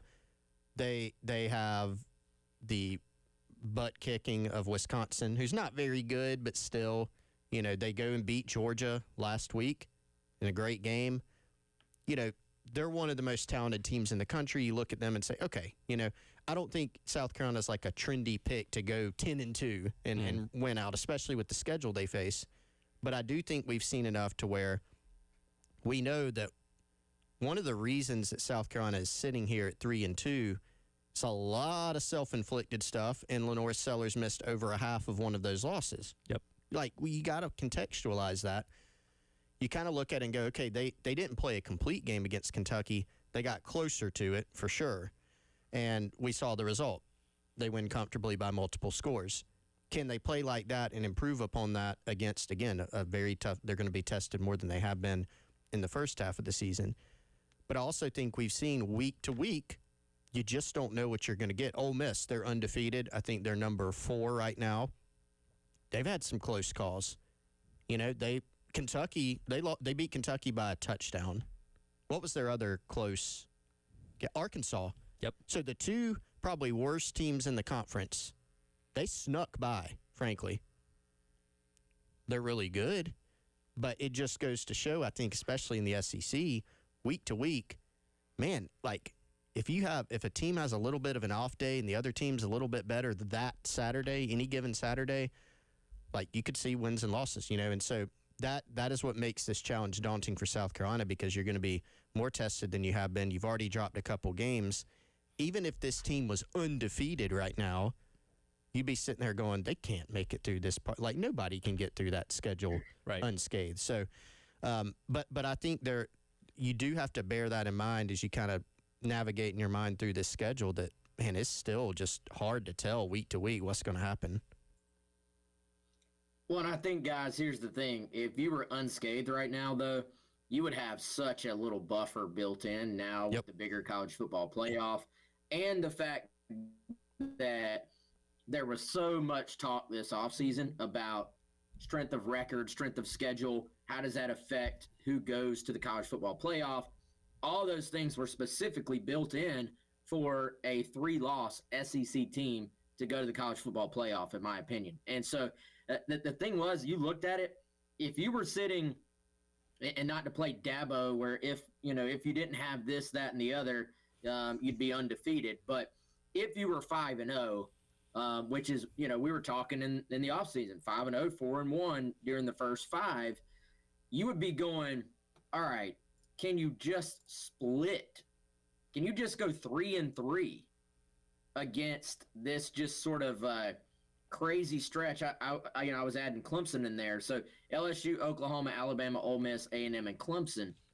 6 games. If you split them and go 3-3 and win the other games, you're at 9-3. And with that schedule, you're absolutely at least on the bubble for the playoff. And it just kind of goes to show you that the difference in that possibility and the difference in fighting for 6 or 7 can be a very, very thin line. And I got to thinking, guys, didn't it feel like last year where all the ifs we talked about going into this season, hey, if transfer X, Y, and Z, or who we think they are, or they're better, which ended up being the case on a lot of them, then South Carolina could be this. If Sellers is ready, they can be this. All the ifs came up positive last year. That has not necessarily been the case this year. We'll get into some of those ifs on the other side. Talk about things that have surprised us in good ways and bad through the first 5 games of the season so far. for South Carolina as the Gamecock Central Takeover Hour presented by Firehouse Subs rolls on your Wednesday here on the game.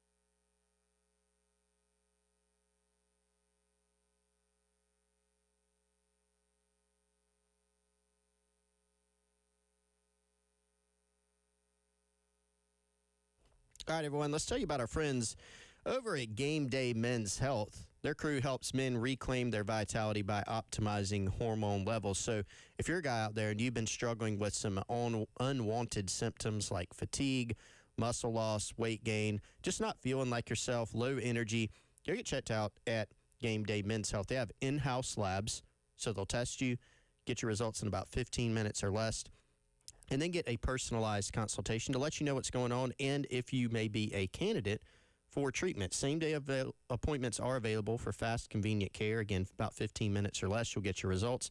And you'll do it all in a comfortable man cave-style clinic, complete with drinks and snacks while you wait. Conveniently located in Northeast Columbia near I-77 and 2 Notch Road. For more information, give them a call, 803-265-3161. Or check out GameDayMen'sHealth.com. Check them out today.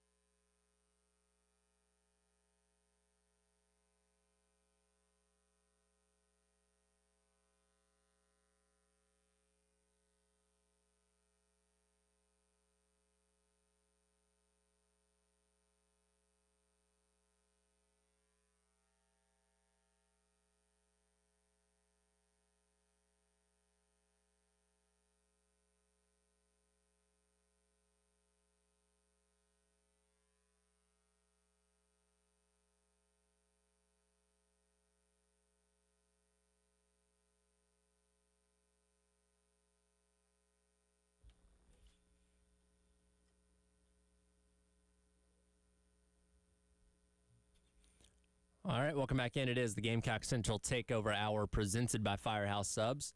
Tyler, Wes, and Chris. Okay, I do say Wes's name first when I say that here on your Wednesday on the game. We'll get into more Carolina football here in a second. A quick reminder, keep it locked here all day long as we got another chance to win $1,000 in our national cash contest coming up in the next hour. Just be on the listen out for the keyword and text it to 95819 for your chance to win $1,000 in our national cash contest. You heard Wes mention there those what ifs, right? Where every offseason we discuss every single what if we possibly could with either guys returning, guys coming in as freshmen, and especially with guys coming into the transfer portal in terms of what they're going to potentially do for this team. And Wes is right. Last year, pretty much all your what ifs hit, and you were successful and allowed your team to be 9-3, and a lot of those guys to go on and play in the NFL now, where this year, through 5 games, hasn't necessarily been the case. And I think one of the biggest what ifs that surprised us in a negative way so far certainly relates to the running game and Rasul Faison, through 5 games not being what we expect him to be. He's had moments, he's had some good runs, and you can see the potential there, but I certainly think we all expected a lot more out of him through the first 5 games, and unfortunately it just hasn't been there. It hasn't. I mean, there are some, I think even within the context of this, 3-2 start, which is not what anybody wanted or frankly what anybody expected, there have still been some maybe good surprises, but there have been more negatives. And I think one is not even necessarily personnel related, but I go back to the preseason. And, we've covered this team for quite a while. And one of the things that we're always tuned into is what do you hear coming out of practice? Our practice time is limited in this day and age of college football between spring and camp, preseason practice, training camp, whatever you want to call it nowadays, where we get to see small pieces of, 3-4 practices, basically.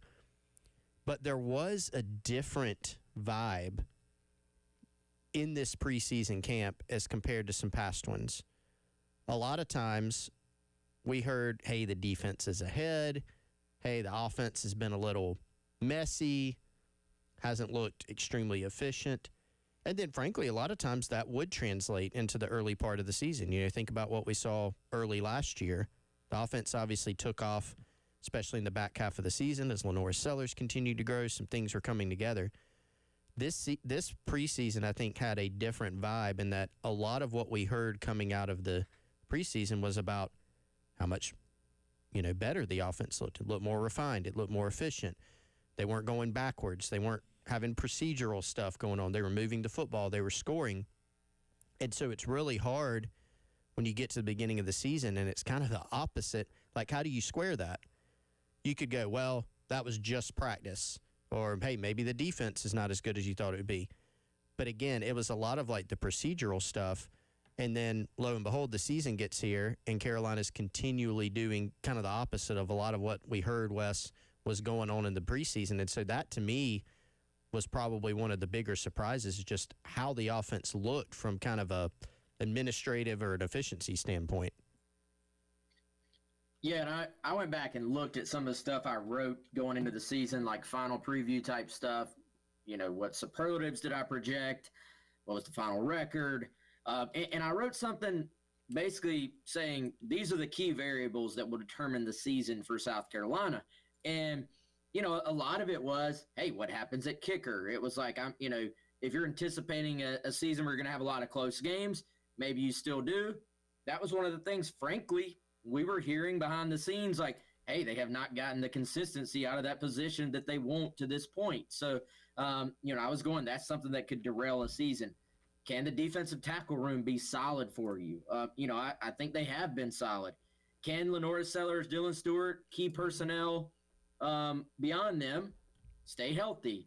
We've seen that for the most part. Now, obviously, not having Sellers for half of the Vanderbilt game, that could have affected that game. So, some of those things actually, like, you're getting pretty good play from the kicker position. Some of those things have come up positive, but maybe some issues we didn't necessarily completely anticipate are becoming greater issues. One of the questions I raised was, is there a smooth transition with Mike Shula at the helm? And a lot of people will probably weigh in on the Firehouse Subs text line and say absolutely not. There hasn't been. And, I have some different opinions than most about specifically the job that Shula has done, and even more specifically when it comes to play calling. But even that being said, this goes back to what Chris was kind of talking about there a moment ago. I did not anticipate there being this many issues on the offense as a whole. I anticipated, them being able to put Sellers in a position to hit the ground running and maybe not necessarily automatically being the guy we saw for the final 6 games of the regular season last year, but frankly, being pretty close. And for whatever reason, and again, some of it, maybe most of it, hasn't even necessarily been on 16 himself, but the numbers that we saw last year just have not been there to this point. One of the other ones, does the offensive line take a step forward? That was something on paper. It really felt like this was a chance for them to do just that. And obviously, to this point, that has not really happened either. Again, that's some of the things that maybe we didn't see going the way that we wanted them to. We'll come back, wrap up the hour, talk about some of the positives we have seen through the first 5 games of the regular season for South Carolina and reasons for optimism as you head into your tough slate with the final 7 starting next week, taking on LSU. We'll hit that on the other side. It is the Gamecock Central Takeover Hour presented by Firehouse Subs on your Wednesday on the Game.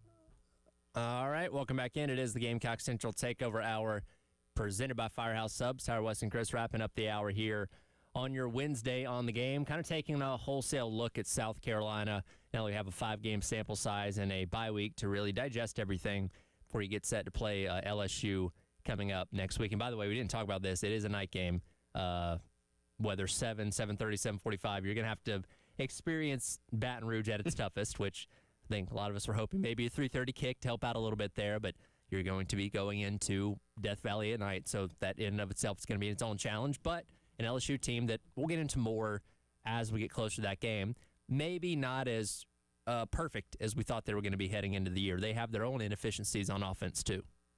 Don't tell Brian Kelly about that. No, don't bring up third downs. Don't bring up that because don't bring up running the ball. You're spoiled and you're just you're just trying to be negative. You know, it's LSU. I think we could say they're much improved defensively. Yes, they had a great year with the transfer portal. They're one of the most talented teams in the country. Blake Baker, their defensive coordinator, I think does a great job. They're a lot better on that side of the ball. I think offensively is where people expected them to make a big jump on defense, and I think they have. We'll see how the rest of the year goes. So far, so good. Offensively, I think that's the side of the ball creating the most conversation and the most questions. Something's off there. They haven't been Garrett Nussmeier, really good quarterback, super tough. We saw what he did against the Gamecocks last season. Was getting Heisman buzz coming into this season. He's been evidently a little banged up, and this has been kept kind of quiet. I saw Brian Kelly today said there was misinformation out there, and perhaps there is. But our guy Pete Nakos at On3 is saying he's been dealing with an abdominal issue where the bye week is key for him to get that rest. Maybe that's it. But I think there are other things at play. They had a great offensive line last year. They replaced, I think, 4 or 5 of those starters. And they just haven't been as efficient running the football as you'd like to see. And Nussmeier probably not playing at the level that he's capable of. So, I think this game, again, to go back to the point earlier, the games and how you see them shift a little bit. I think at the beginning of the year, maybe the first game or two, you're going, all right, that's probably the toughest game on the schedule. Now it's shifted to where does it look some percentage more winnable for South Carolina than it did? Mm-hmm. Maybe so, but still a very difficult challenge, and certainly being at Baton Rouge at night is a big reason for that. Yeah, and so Kelly has, as like you said, Chris, pretty much denied that. I mean, they admitted he had an injury, but they're saying that it's something that he's been coming back from. He's on the back end of it. Bye week is coming at the perfect time. Kelly said, "Hey, that's misinformation, not based on any facts. It's silly that it's out there." He says early on he had an ab strain, not a core injury, and it's been slow to heal. He's on the backside of that, getting rest this week, getting back to himself, et cetera, et cetera. He says, "I think you're going to see the best football from him moving forward." So I don't know, man. Typically when a guy is playing through an injury, it's almost always a little bit worse than they let on. I feel like, because you don't really want opponents like keying in on that. And, there's that, not to be social media football fan, but there is that video floating around, on social media. We tend to like take one little snippet of something and then be like, oh, look. But his mechanics do look different. Like he does not look like himself. This is a guy who, especially in the second half last year against South Carolina, to me looked like an NFL quarterback in his ability to slide within the pocket and then deliver the football from different angles and into tight windows. And if he was not that guy, South Carolina wins that game, possibly going away, even without Lenora Sellers on the field. So, I couldn't have been more impressed with what I saw. This guy at his peak, he is a first-round pick. What we've seen from him so far this year is not that. And they still have run game issues. Like Chris said, O-line, lots of guys they had to replace from a great pass protection O-line last year. They really didn't run the ball that well last year either, which was just weird to me. And if not for it being LSU at night, I think you would be feeling somewhat cautiously optimistic about South Carolina's chances to pull an upset here. But LSU at night is a different aura. You're definitely going to have to go out there and play pretty freaking well if you're going to have any shot at this thing. Can I put on my Gamecock fandom hat here where I say, much like Mateer, he's going to be back to 100% and playing his best football by the time Carolina sees him, because that's just how things go. Did I get that right? Did I do it right? Yes, you did. Yeah. You did it well. You nailed it. it. Did it well, Tyler. You're learning quickly on that. I will say, boys, I have still seen the Gamecock kind of myth about the backup quarterback, which I am making it my mission in life to end that, because it's just not a thing. Like, it just really is not. The thing of, hey, teams are on the up and up when they rotate on the South Carolina schedule, 100% a thing. Mateer being back, probably healthy, I feel like that's a thing. But this whole thing of, if a backup quarterback has to go, they're going to be a Heisman winner against South Carolina, not a thing anymore. Okay, I'm glad you brought that up, because we discussed this briefly, Bill and I did last week, leading into, of course, Cutter Bowley getting his first road start in the SEC against Carolina. And I know like TJ Finley had a really good game against Carolina back in the day. There were a couple others. I think Kenny Hill's first start was that Carolina game. So there is reason for people to think that, but it's maybe not quite as prevalent as the legacy of it maybe leads on, I guess, right? I think Kenny Hill was not a backup that day. But was that his first career start though? Like, he was making his first start, I think, is the point that people were making. Was like, oh, he's a brand new starter coming in and doing that before he did to Carolina that day. I think there's a couple different things that merged into one. It was the backup quarterback. It was also just the quarterback who's maybe not super talented or hasn't done much in the past. He does it against Carolina. Kenny Hill did nothing. So Kenny Hill that was an example of that. Kenny Trill. Trademark. The Grayson Lambert game. Yeah. I mean, still holds the FBS record. Right. So things like that, and then that eventually just merged into the backup. Like, you know what I'm saying? Even if it's not the backup quarterback. I gotcha. But I think Wes wasn't that curse officially ended with the Kaya Sharon game for Kentucky, who was replacing Will Levis in 2022? It was already ended for me before then, but I think, yes, officially. What's that guy doing these days? Ooh, it's a great question. I don't know. I mean, he did not go on to win the Heisman. He did not. Can confirm. Did not win at that game. Kentucky did not win, and he did not win the Heisman. How do you spell his name? I'm looking Kaiya. See, Wes? No. I got it. Spelling of the name. I was not even going to attempt. It looks like he ended up at UT Martin. Oh, wow. I had no clue. Let's see. Yeah, I think that officially got ended. But, now, I mean, to the point about a guy, the guys being healthy and playing their best ball, I mean, we're already seeing that with Nussmeier. Like, yeah, this bye week's going to be great for rest for him to get on the, go from the tail end of this injury or whatever they're calling it to, hey, he's going to be good to go. Let's see. Okay, he announced his retirement from football at the end of last year after he suffered a season-ending injury while at UT Martin. But yes, he did not win the Heisman Trophy. So there you go. There's your Kaya Sharon update in case you needed one. Breaking news. I know people are wondering. Yeah, so there you go. We'll continue to talk about South Carolina, assess things through 5 games as the week rolls along, since it is a bye week. Coming up next, halftime show here on your Wednesday on The Game.